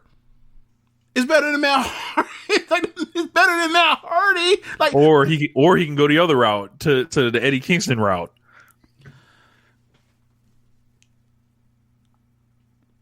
It's like, what exit you want to get off on? What heel group you want to fight next?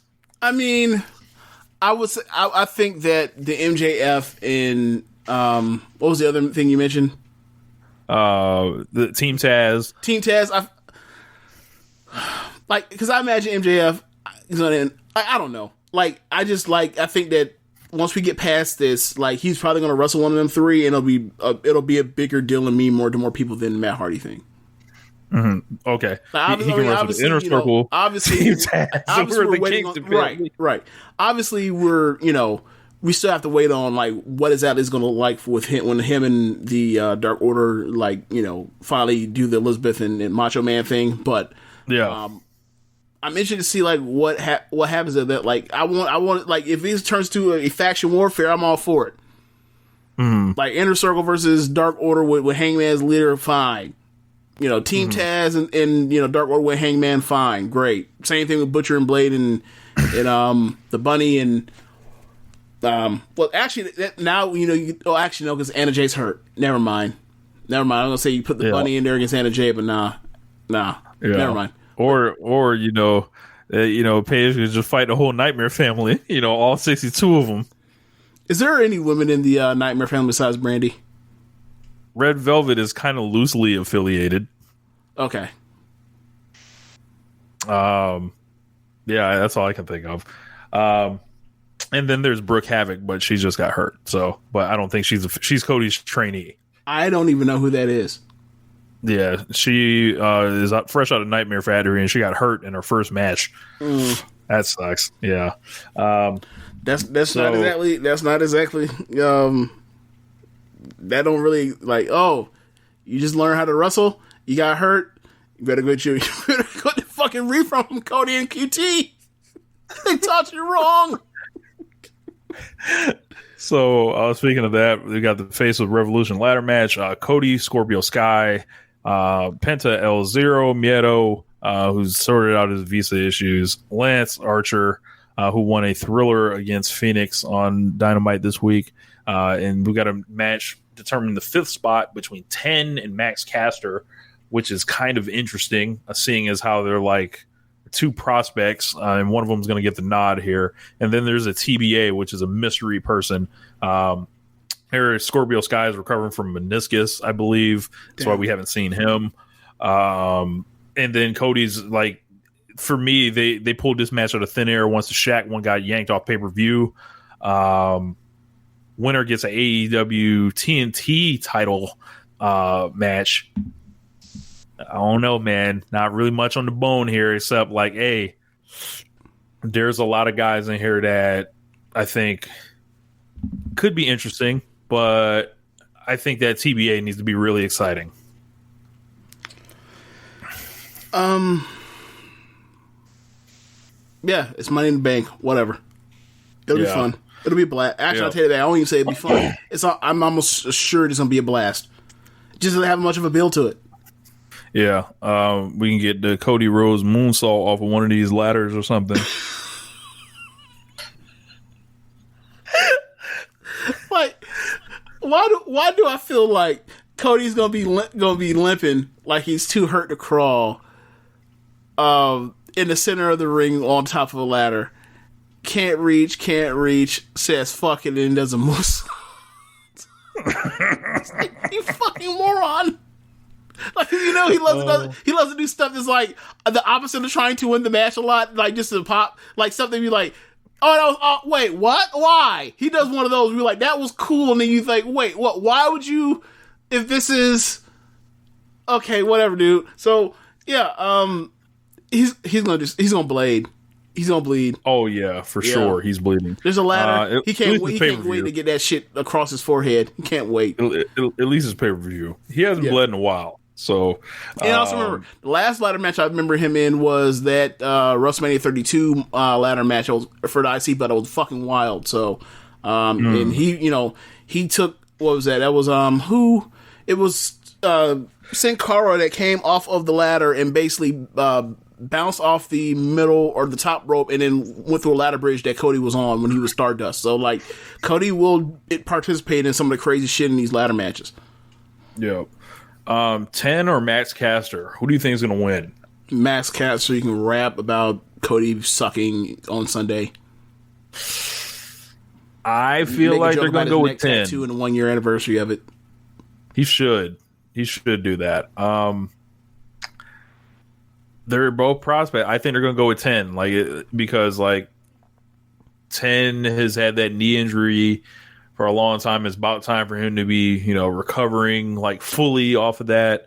They obviously like him. He's, someone they've been putting him in the cooler. He's like another Wardlow type where it's like, I see the prototype. This guy's Cena. It's all over him. He's got the body. He's about that height. I don't know. We'll see about the charisma and all that. They've had him under a fucking mask and all that. But when he pulls that motherfucker off one day, and it will happen. We'll see if this is the first kind of hint of that. I think Caster's too entrenched with the tag team, so I think he's just kind of there. Miro and Kip versus the Best Friends. Can't really care, bro. Don't care. Can we have Chucky T and Kip Sabian get lost on the way to the building?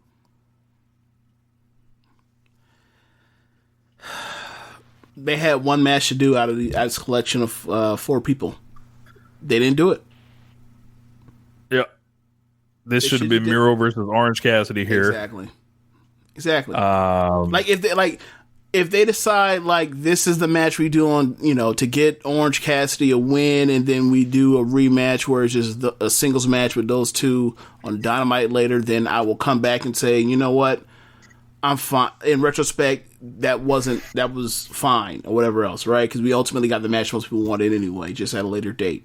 But and that built towards it. But on pay-per-view, I will look to try to get the bigger match, and this is not the biggest match out of that collection of talent. This smells like, hey, let's get a couple more people on the card. Let's get Kip on there. Let's get Chuck on there because they've been doing work during the pandemic and stuff like that. And speaking of getting more people on the card, the Casino Tag Royale for a future World Tag Team title match. I think whoever wins this match is immediately getting a shot on Dynamite. For some reason, that tells me that. Bear Country will be on this show. The Dark Order, so Silver and Reynolds, also Uno and Grayson, Santana and Ortiz, Butcher and the Blade, and Private Party, and Top Flight. And then there's another mystery team, I believe. So this is going to be absolutely wild. It's Royal Rumble style, double eliminations. These normally are good. So and they just did one, or not a couple weeks ago. Not a Rumble, but a Battle Royal of the same type, just like weeks ago when MJF and Jericho won. Like 3 weeks ago. Yep, repeat booking here. This screams, we got to get a lot of people on these shows. This is the one casualty of your every 4 months pay-per-view and the expanding roster. But it doesn't have to be. They weren't doing these. They weren't necessarily doing all this. We have to get everyone on the card thing for Revolution last year, for Full Gear last year. I understand they did it for Double or Nothing with the Battle Royal thing that Cage debuted in. But they did a Battle Royal at All Out. Is that what I'm thinking of when Cage debuted? They did a ladder match for Cage. Okay. And that was like 9 people in that match. Yeah, okay, it was like one of those where it's like, and that match was good, so it's not necessarily, I think this match will probably be good too, but it's like, I didn't necessarily need that. Mm-hmm. Those things run together if you do them too many times, so I would, word of advice, space these out more, because you don't want it to be like, oh, you're doing a battle royal every 3 weeks, because pretty soon it turns to, hey, you're doing a ladder match every 3 weeks, hey, you're doing a steel cage match twice in a month, stuff like that. So yeah, but I mean, like, I'm not seeing like and then of course the exploding barbed wire death match for the AEW World Title. How could I forget? Someone's getting blowed the fuck up. I think this is going to be incredible. I think it's going to be nuts. I'm all in for it. They're going to be shooting it on, like, there's a photographer named Ryan Loco who's going to be photographing it in the style of the 90s magazines. There's special film being ordered for it. He was beating the drum to get it done on Twitter, and then I heard Tony Khan reach out to him, so that's really cool. There's another example of, like, you know, AEW being in touch with, like, their fans. I think that Moxley, we might not see him for a while. He cut a promo that was very heartfelt. Kind of was like this way to go out. You know, you never know, like, how far along Renee is. Maybe he's just going to take a couple months. I don't feel like Kenny's losing here. I think he's going to win. I think we're going to get all the pageantry in this, as far as like callbacks to the Onita matches, like the jackets. I think John Moxley has to show up smoking a cig before this. I think this is going to be incredible. I just wonder if they use the stadium. Yeah, this is the match I care about the most on the card. You know, when they get in the ring, they have great matches together. Regardless of if they're, a match of the month contender or just one of the best matches you've seen, that particular week, they just have really good ass matches together. I think they've had 3 matches together, including that tag match on Dynamite from one of the first few Dynamites. So, yeah, they just have great matches together. Oh, obviously, that trios match from a couple weeks ago too, as well. Trios match, the lights out tag match with Kenta. This is like this year. Like, if they knock it out of the park here, they're going on the feud of the year contenders list. So I feel like they're already there. Yeah, like. Yeah, I'm very excited about this match. So I don't know what else to say, but we've never had like one like this in this country. I hope the explosions are explosions. I hope they're not like all fucked up, or else like the match could go terribly wrong. Well, but, yeah. As far like I hope the explosions aren't like small explosions. Like, I hope they figure it out. So they'll be fine. Like, I mean, come on, man. We saw the Naya and Hiroyo having exploding back death matches in Japan outdoors a couple years ago. Like, I'm sure that AEW know how to rig some shit to blow up, right? Yeah, I would hope so, at least. I hope. Yeah. Yeah. They can practice. They can do a test run with Cody's pyro, so they'll be fine. Yeah, maybe slightly less will be used in the exploding barbed wire death match. I'm picking Kenny to retain, and Moxley to go away for a while. Yeah, I think Kenny's going to win. As far as what happens with Moxley after this, I'm not sure. But anyway, that's the show. I don't, like I said, I think there's the classic singles wrestling is being underserved on this show, and I think should the show not live up, that's going to be something I'm going to be bringing up again. Well, like, where's your where's your Jungle Boy versus MJF type match? Where's your Kenny versus Hangman? Like, where's your your Pac versus Orange Cassidy? Like, where's that stuff? Because like your Pac versus Adam Page. Yeah. So, and I'm not really seeing that. I'm seeing lots of gimmicks, and all these gimmicks. I hate to like bring the the injury bug into play, but like, you know, we've seen like sometimes this stuff is sloppy in AEW, like as far as like you know, what they're doing with ladders and stuff like that. Like it's amazing more people don't get hurt. So I don't know, like it feels like they're trying to fit a lot of people into small boxes here. So I think that's something to look out for. Yeah.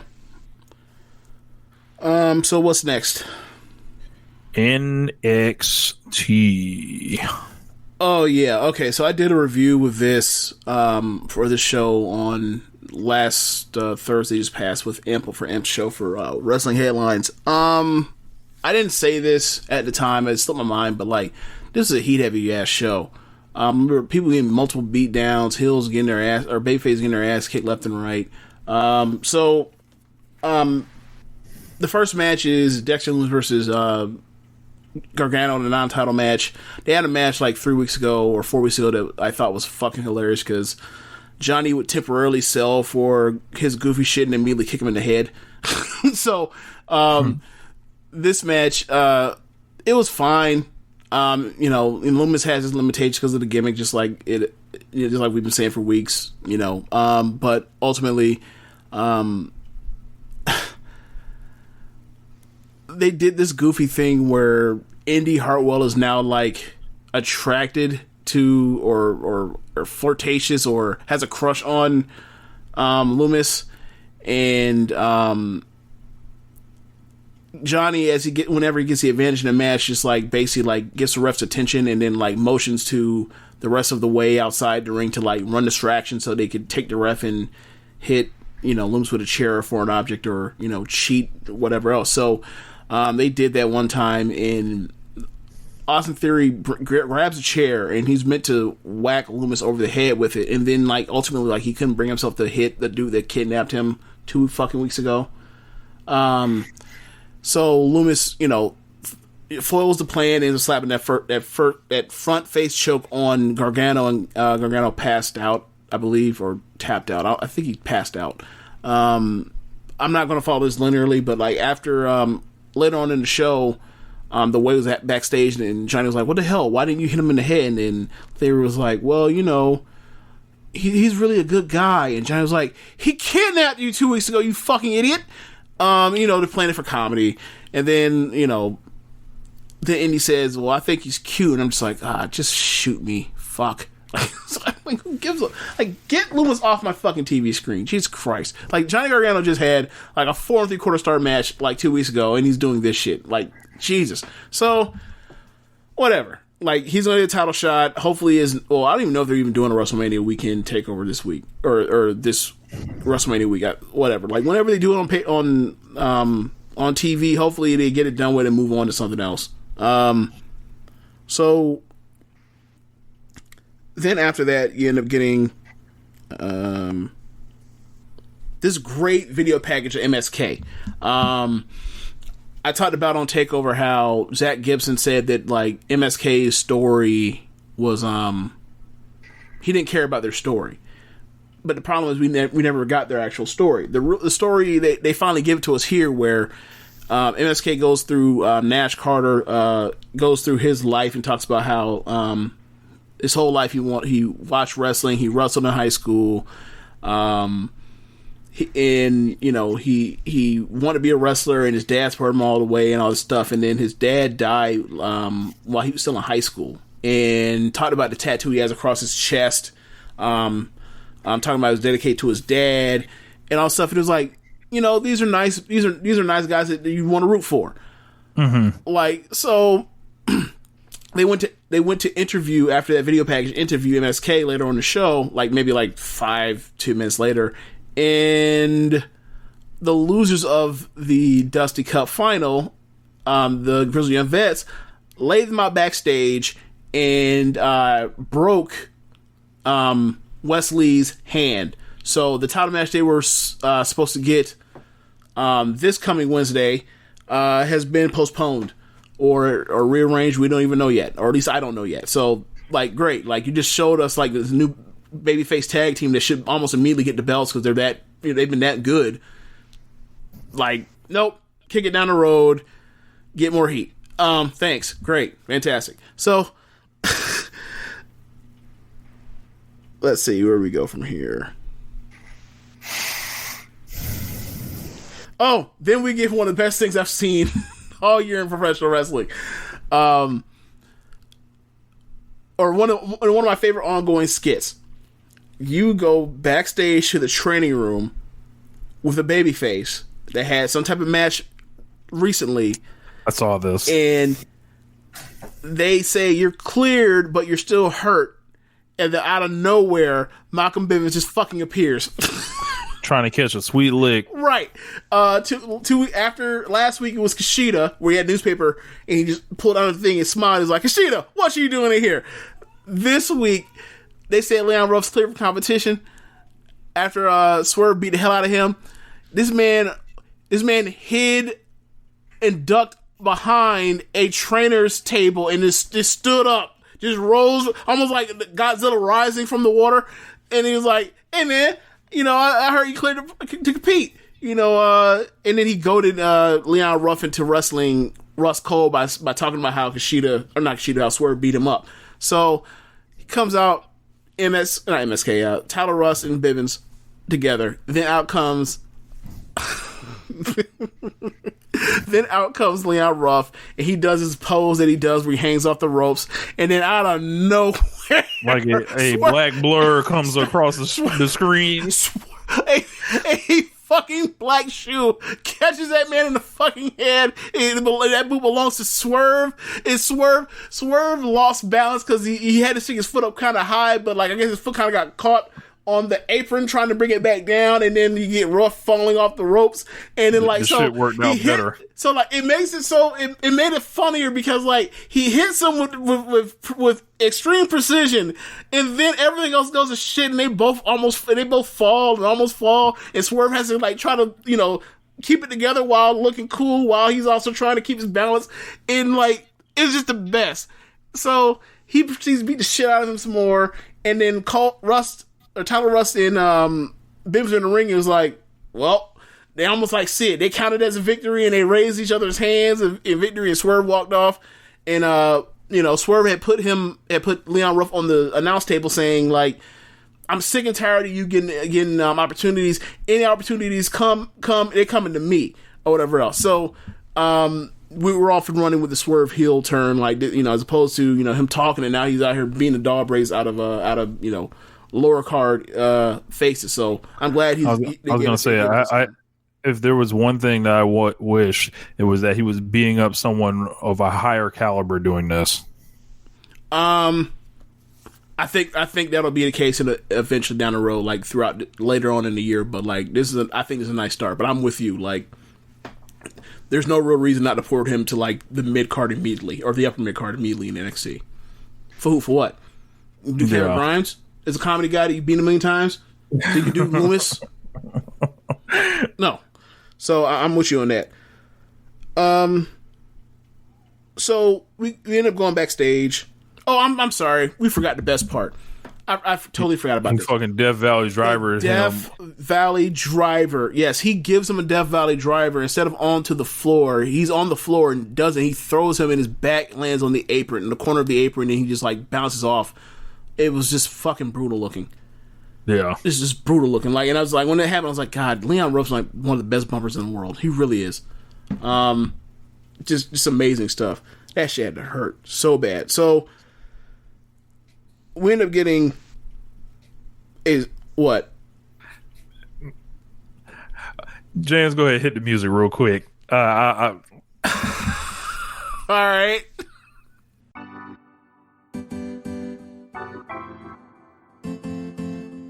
Ladies and gentlemen, you are still listening to One Nation Radio. If you're hearing this message, it means that shit has gotten too real, or some grown folks' business has been brought up that you are unfortunately not privy to. It be like that sometimes. The show will continue on as normal in a few seconds. Thanks for your patience.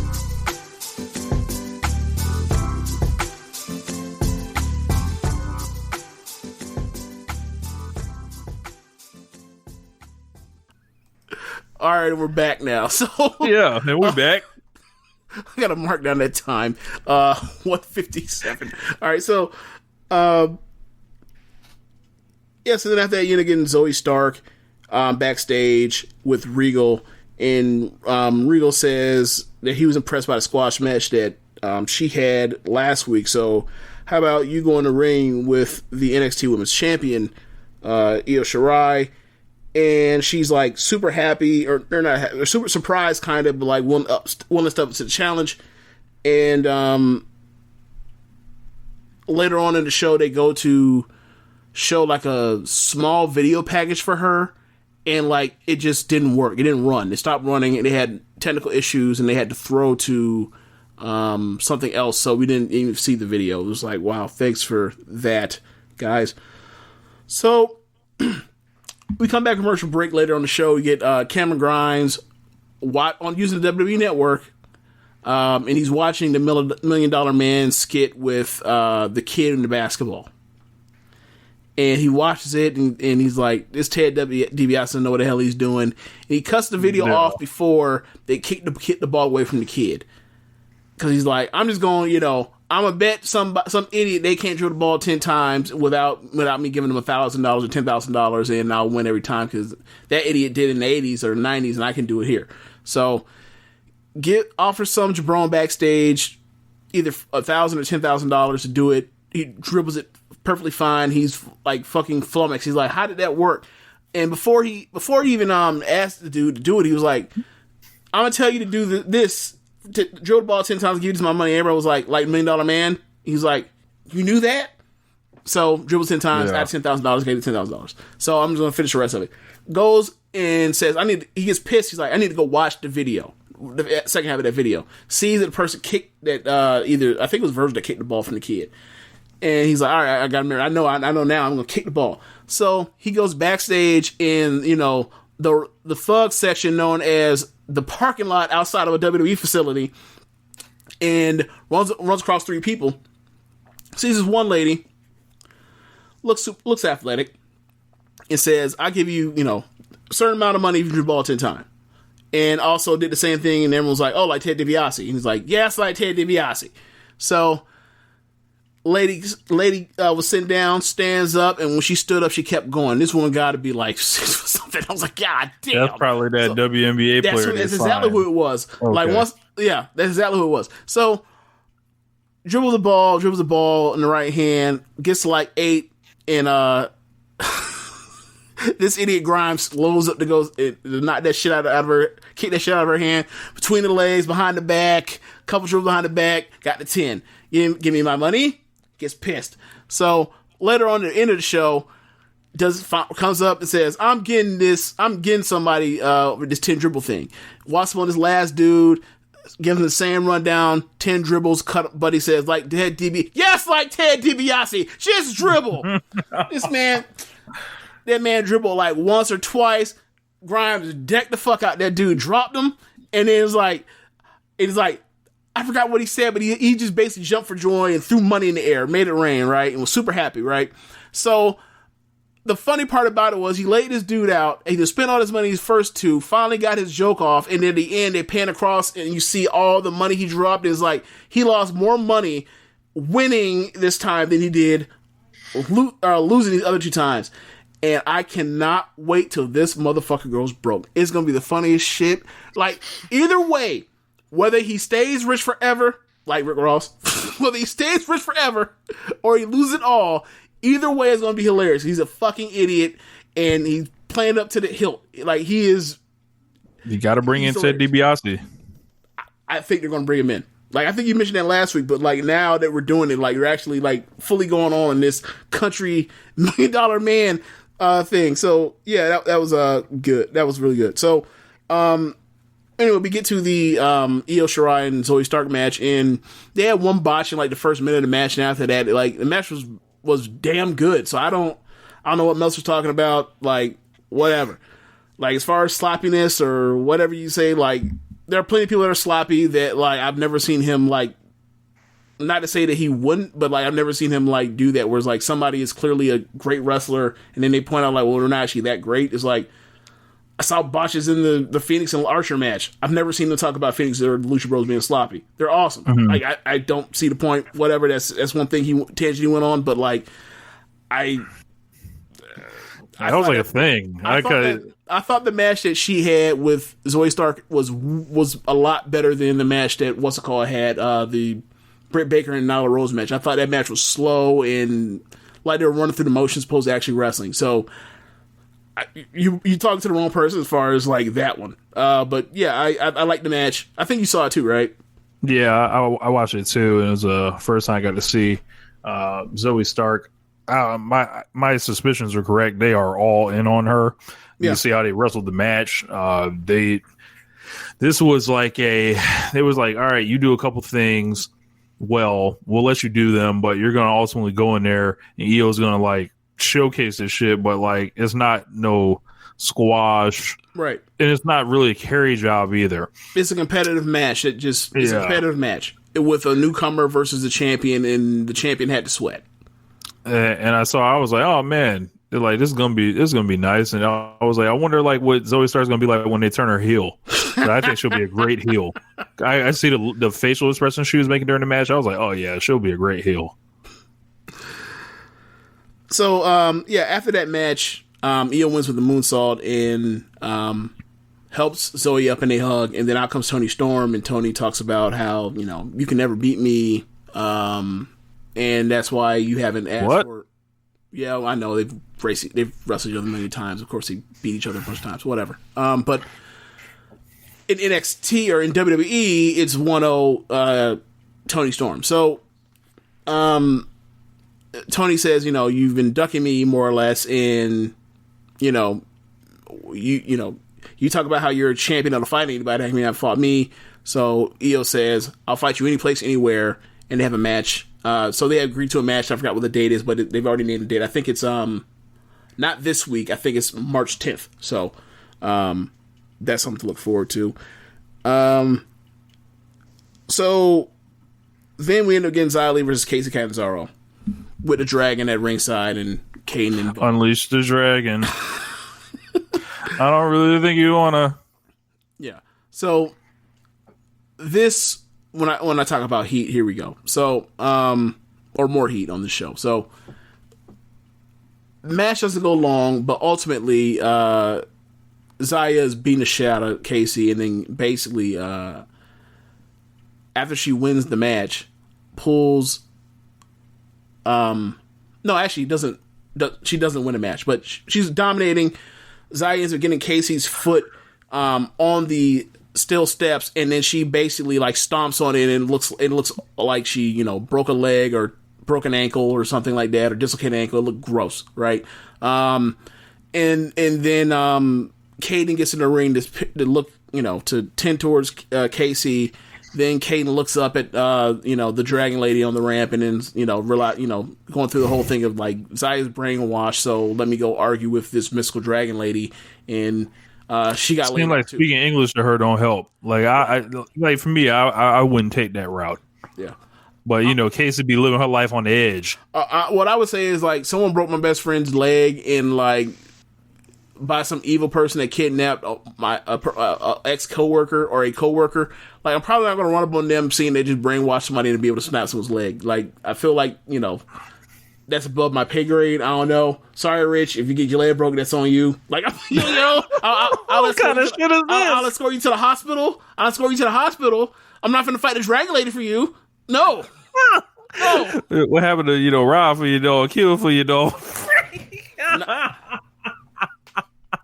Hey, you've made some valid points, but all I'm gonna say is this: it don't do no good if both of us get our ass whooped. Wow, My question is this: you tell me what's gonna happen.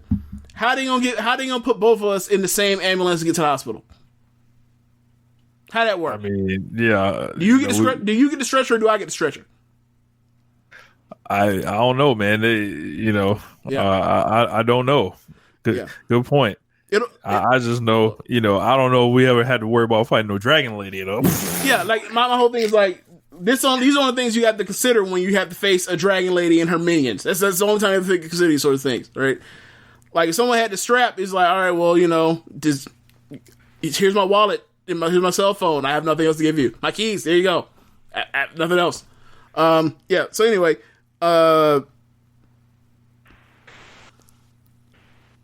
we end up getting Killian Dane and Drake Maverick versus the Grizzled Young Vets.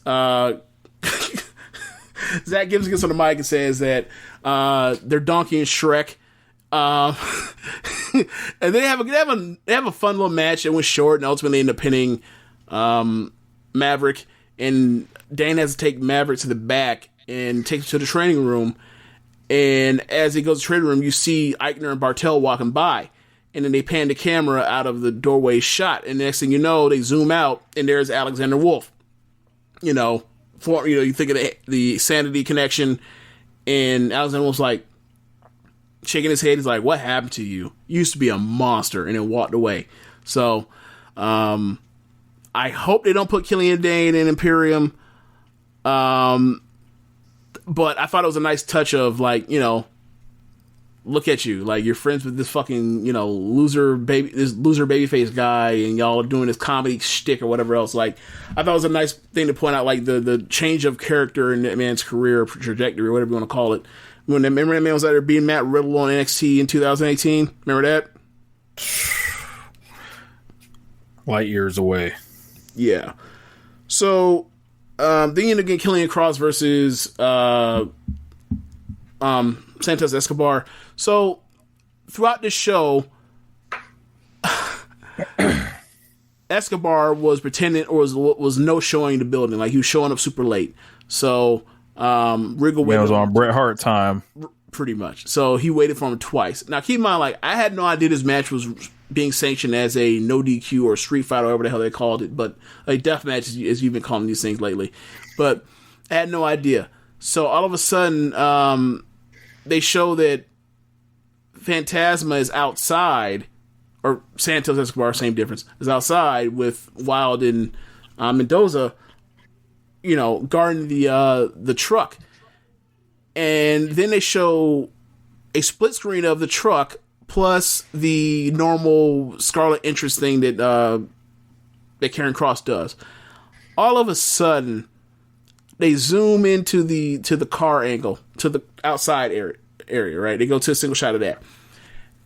And then Kross just basically walks up on them two guys, like, from the side, and like they act like they couldn't see them. He couldn't see him out the corner. They couldn't see him out the corner of their eyes.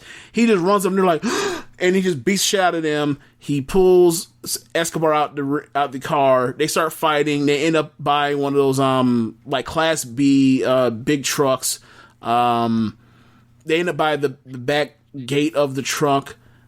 The back gate of the truck, and Santos gets up top, and then as Kross tries to climb up, he ends up dropping the door on his shoulder, his bad shoulder. Gets the advantage for a short amount of time, and then the monster freaks back out again after he gets triple teamed. Escobar tries to get away from the bear. He climbs into the truck. Karrion Kross gets a pickaxe and starts beating on puncturing the door. So Santos gets out to fight the dude that has a fucking pickaxe. He's an idiot. The other guy scrambling to get the pickaxe out of Kross's hands. They end up brawling all the way to the back, or brawling into the arena after they got the advantage on Kross. They have Phantasma has Kross like carried or drugged to the ringside area. And he ends up throwing those guys through the barricade, both Mendoza and Wild through the barricade. They fight some more. They end up finishing coming on a spot where like they have the bottom steel steps by the table. Kross gives him a Saito suplex off that bottom half of the steps through the table, and then brings him into the ring, hits the his running forearm thing or whatever else, and then pins him. I thought the very first half of this match was damn good, and the second part was like, I don't understand why y'all this needed to be a match that ended in the ring. This could have been a false count anywhere. Like, if he had pinned him after that Saito suplex, that'd have been great. Like, all the carnage and stuff, it would have been a great finish, but it went a little too long. Like, but anyway, I'd probably give like 3.5, 3.75. It was a fun match, but with did it tell you anything more about Karrion Kross? I was gonna say, did it tell you anything more about Karrion Kross? He can do a death match. He can do a death match. As far as like, can he? For NXT standards, that didn't mean nothing. It's like, Are you going to have a Kyle O'Reilly, Johnny Gargano, Kushida, Adam Cole type match or not? Well, we don't know. We still don't know that. But at least we know that, like, if he gets if he's in a 3-on-1, match, he can do the monster spots and, BO. I thought he could, that happened in front of a crowd, he got over. But there's no crowd. I think this is the best thing they've done for him on NXT, though. But I still don't like the idea of, like, he's a babyface we're supposed to cheer for in this match, even though they're both heels. It's just one guy's more heelish, so we just had to cheer. We had to pick one. And that's, if they want to turn him babyface, they could. Because they could just go out and kill people, and he looks awesome or whatever else. But that's really all there is to him so far. And also the tarot cards and the fake dark, the spooky magic. Yeah. One thing I will say, I do like the fact that they kept it kind of like Aleister Black, to where, like, yeah, he's spooky and dark, but he's not like a demon or anything like that yet. Like, they haven't, not of the occult. Yeah, like like there's imagery involved, but it's not like he's really in. He's not like teleporting or shit like that. He has no powers, if you will. But yeah, that was NXT. It was a fine show. Like, it wasn't good, it wasn't great, it was fine. So this was the worst show. This is the worst show NXT's done this year, though.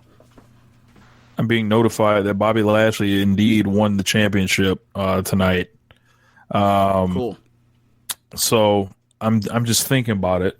Good for Bobby Lashley, of course. Black WWE champion and all that, and it's not lost on me that Bobby Lashley had to have insane protection for like a year, right? Yeah, pretty much. To beat like the worst WWE champion in like recent memory. Well, you know what the real thing was? What? They're just gonna get this shit back on the McIntyre. Oh yeah, this is to coordinate him in front of a live audience. Yeah. Like, and it says he can't beat Brock. I mean, do you one better? Can't do that. And you're already the champion, so we're going to take the belt off you. Like, you can cash in after going through a elimination chamber after you beat 5 other people. And you also got, the help of the dude that you're going to take the belt from at WrestleMania eventually to help you do it. Like, I mean, I'm not saying this is necessarily bad. I'm just saying, like, it's just transparent. I'm not saying it's bad because, like, yeah, we've seen worse things, a lot worse things done, and I don't necessarily think this is bad. I just think it's like one of those things where it's like, this is something you would have done with Hulk Hogan back in the 80s, where it's like, we got to kick the belt off. You got to hand that shit right back. We got to give it right back to him. It's one of those. And I don't necessarily begrudge it, but just like, but it is transparent. That they just, did that just to get that back to where they can rebelt him on the show of the year. Yeah. So their big show of the year. So apparently, like, what happened is they did 3 matches tonight. So the first one, Miz didn't show up for. Cramps. He did a count out on the second one. Right. Like, he ran away, and then they did a lumberjack match in the main event. Oh my god. So that's in typical WWE speed, that would typically be like a 1-month program right there. Yeah. Yeah. They fit a 1-month program and condense it into 1 3-hour show. Yeah, pretty much. I've seen all kinds of funny tweets like he this started with MVP calling Lana a thought and ended up with Bobby Lashley as the champion. That was like, yeah, that's been about a year when he called her a thought. Yeah. Yeah. Yeah. Good for Bobby Lashley. Works hard. So yeah. And their match, and also, like, given that match that McIntyre and Drew McIntyre and Sheamus had, like, and what they did with Bobby and McIntyre in the first half of last year, like, I would have some small reason of optimism for that particular match. I would. Yeah, I think that match is going to be really fun. I really do. Sign me up for the Lashley versus McIntyre match. Into that a lot more than the Roman Reigns versus Edge match. So Sorry, like Daniel Bryan's sitting right there. Yeah, that's true. That is really true. Yeah, I'm with you. I think that Edge versus Roman Reigns is kind of just random. I don't really see any type. I mean, I'm sure Edge is really good at making this stuff work. Maybe he'll come up with a hook for it besides just spear versus spear. But from what I've seen of it so far, I don't think it's there, and I don't think. And so maybe they'll come up with it. They still have another month. But I think it's April 10th. So yeah, maybe they'll come up with something. I'm not interested in that match yet. Yeah. Outside the fact there's a Roman Reigns pay-per-view match and it's an Edge pay-per-view match. That's the most I got on it. Yeah. So congratulations, Bobby Lashley. What I am excited for though is Sasha Banks versus Bianca Belair. That's gonna be a blast. I was gonna say, I sent a tweet out about that. It's very interesting the way they go on this. Sasha's 0 for her life at WrestleMania. Bianca still has not had a singles pay-per-view match yet. Yeah. If Bianca wins, what opponents do you have ready for her? Well, if you can answer that question, if Sasha retains. Yep. So it's like it's kind of intriguing to see which way it goes, and then it's like, man, somebody's at the. Are they going to swap? Are they going to switch up rosters coming after WrestleMania? I don't know. Are they going to do a shake-up? Because they normally do shake-ups. Yeah, I don't know. And I heard Charlotte challenged Asuka tonight to fight her at WrestleMania. I don't know if that got booked at WrestleMania. Anything. Yeah, not Fastlane. She says she wants to be the champion at WrestleMania. So, that's what she said. So, yeah, man, and they're gonna do it to Asuka again. Look, that's not my. That was my real concern. My concern was like, wow, so like that Rhea Ripley thing, huh? Yeah. Oh, she's still coming soon, right? They say so. Right. I don't know, man. But yeah, the Bianca and Sasha and Bianca, I would advise people to. I'm going to say this. I don't want to sound like a hater, right? But I would warn yourself about getting out there too much, as this is the main event of like one of these shows or nothing. It could be. Look, and that's as far as I'm going. It could be. It could be. What I'm telling people is do not marry yourself to this idea, because when it's not, you will be very upset. Right. Hope for the best. Like that's what you do. Like, given the way they protected Bobby Lashley, and given the way that they have protected the way they have pushed Bobby Lashley and McIntyre together, then you look at Roman Reigns and you look at Edge. It's like, if you ask me, out of those three matches, should Sasha and Bianca main event? I wouldn't argue for or against it either way. I'll say those are your three top matches. Pick two of them. But as far as the way Vince McMahon operates, I don't think it's likely that it will main event either night. Should is different from will. Yeah, we will see what happens on that. But yeah, I have nothing else. I just thought I should mention that. Yeah, ready for fucking Wednesday. Shaq wrestling. I'm still waiting for wow. I'm still waiting for because this man has been ducking these matches that WWE has been setting up for years. Like, I'm still waiting. It's like, all right, when's he gonna just like, nope, ain't got it. Couldn't make it. Something came up. Hurt. Could you imagine? I'd laugh my ass off. I'd laugh so hard. It's like all them weeks that they committed to that shit. Oh my god. The only saving grace is the fact this happening on Turner. Like if AEW was on, I don't know, some Viacom station, right? I think there's a great chance that he like leaves it. I think that like there'll be a lot of heat on him if he screws over a Turner product. I think he realized he can't do that. I'm joking mostly, but like it would be funny. It would be fucking hilarious if he no showed. So should Cody, like, how should he target Shaq? You know, Shaq had an extensive injury history. You know, from the arthritic big toe to the Achilles at the end to the knees. To you know, I saw people suggest that he should break out the Dory Funk Jr. spinning toe hold to take advantage of Shaq and the arthritic big toe. You know, what do you think Cody's strategy should be to chop the big man down? I'm not going to set any expectations for this match. I'm not going to do it. I'm not about to give him a pathway to success and none of that. I don't know. I barely care. I barely care. Like, just go out there and smoke and hocus pocus this shit up and get the hell out of there. I watched a video package on the road to today. They shot this excellently with Jade, where she looks like a monster.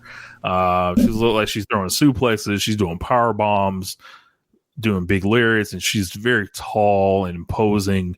If she's not, like, this is going to be a case where I think Jade, if she can get over big in the match, Hikaru Shida retains the championship, I think you got to have Jade attack her at that point. And then build from there. Yeah, maybe. Maybe. I would like to have seen her or like wrestle maybe one other person in a feud, like, you know, whether it's like a Thunder Rosa or a Riho. Like, if she went out and destroyed Riho, you know how much heat she would get? Oh my God. Destroyed Riho. So, I mean, but I can see what you mean. Like, yeah, she should be in the title picture, like, with this year at some point. Yeah, with speed. Yeah. I actually slipped out on NXT. I forgot something. On NXT, at the go home segment, or the final segment, was Adam Cole explaining his actions. Ultimately, he comes out and he apologizes to O'Reilly because of O'Reilly giving him giving O'Reilly the brain buster on the bottom half of the steel steps last week, and like he does a phenomenal job. Like, look, if you are somebody, and I said this to Imp, if you were somebody that didn't know that Adam Cole has been shit for 4.5 years, except for 6 months out of the 4.5-5 years he's been in NXT, you can easily believe this. He looks dead in the camera. He looks sincere, like great acting. Looks contrite, remorseful, all of that. Anyway, Roddy comes down. He's furious with him. Says he doesn't know how you can trust him, and like you need to worry about what O'Reilly's going to do once O'Reilly gets a hold of him. Finn Balor comes out. Finn Balor walks down the aisle. Roddy tries to stop him. Finn Balor shoves him. Roddy doesn't get in the way because Roddy's like, "I'm pissed at you two. You deserve some ass whooping." So Balor, beats up on Cole. They end up outside the ring. Roddy tries to pull Finn Balor off. He ends up getting hit. He goes back to Adam Cole. Adam Cole super kicks Finn Balor, ends up in the ring. Roddy then attacks Adam Cole, shoves him to the ground. Adam Cole looks like a child that got decked by his father, looks scared. And Roddy's like, "Look, man, it's one of those, like, I said this to Imp, it's like one of those Triple H, Shawn Michaels specials, like the what have we become thing, where he's like, oh my God, I've scared one of my best friends. He's like, look, man, there's a path back. Like, I love you. We can still solve this. He's like, Adam Cole low blows that man. Says he's stupid. He's an idiot. And then he, I think he gives him a super kick or something, lays him out too, and then walks away. Like, that was a go home segment. Very well done. Love the emotions, all of it, but like, wasn't fooled for a second. Adam Cole had actually, realized he was actually remorseful for what he did the week before. Like, he's been an asshole for months. Like, but this was like a Kevin Owens level performance. It really was. But yeah, we can get back to what we were talking about with Shaq and them and Jade. Yeah, I'm done. Really, I don't have much more. But have a great week, y'all. Well, wait. Let's. Do we need to preview the show on Wednesday? I thought we did that last week. Did we? I swear we did a preview for it last week. Okay, that's fine. All right, later, y'all. Holla.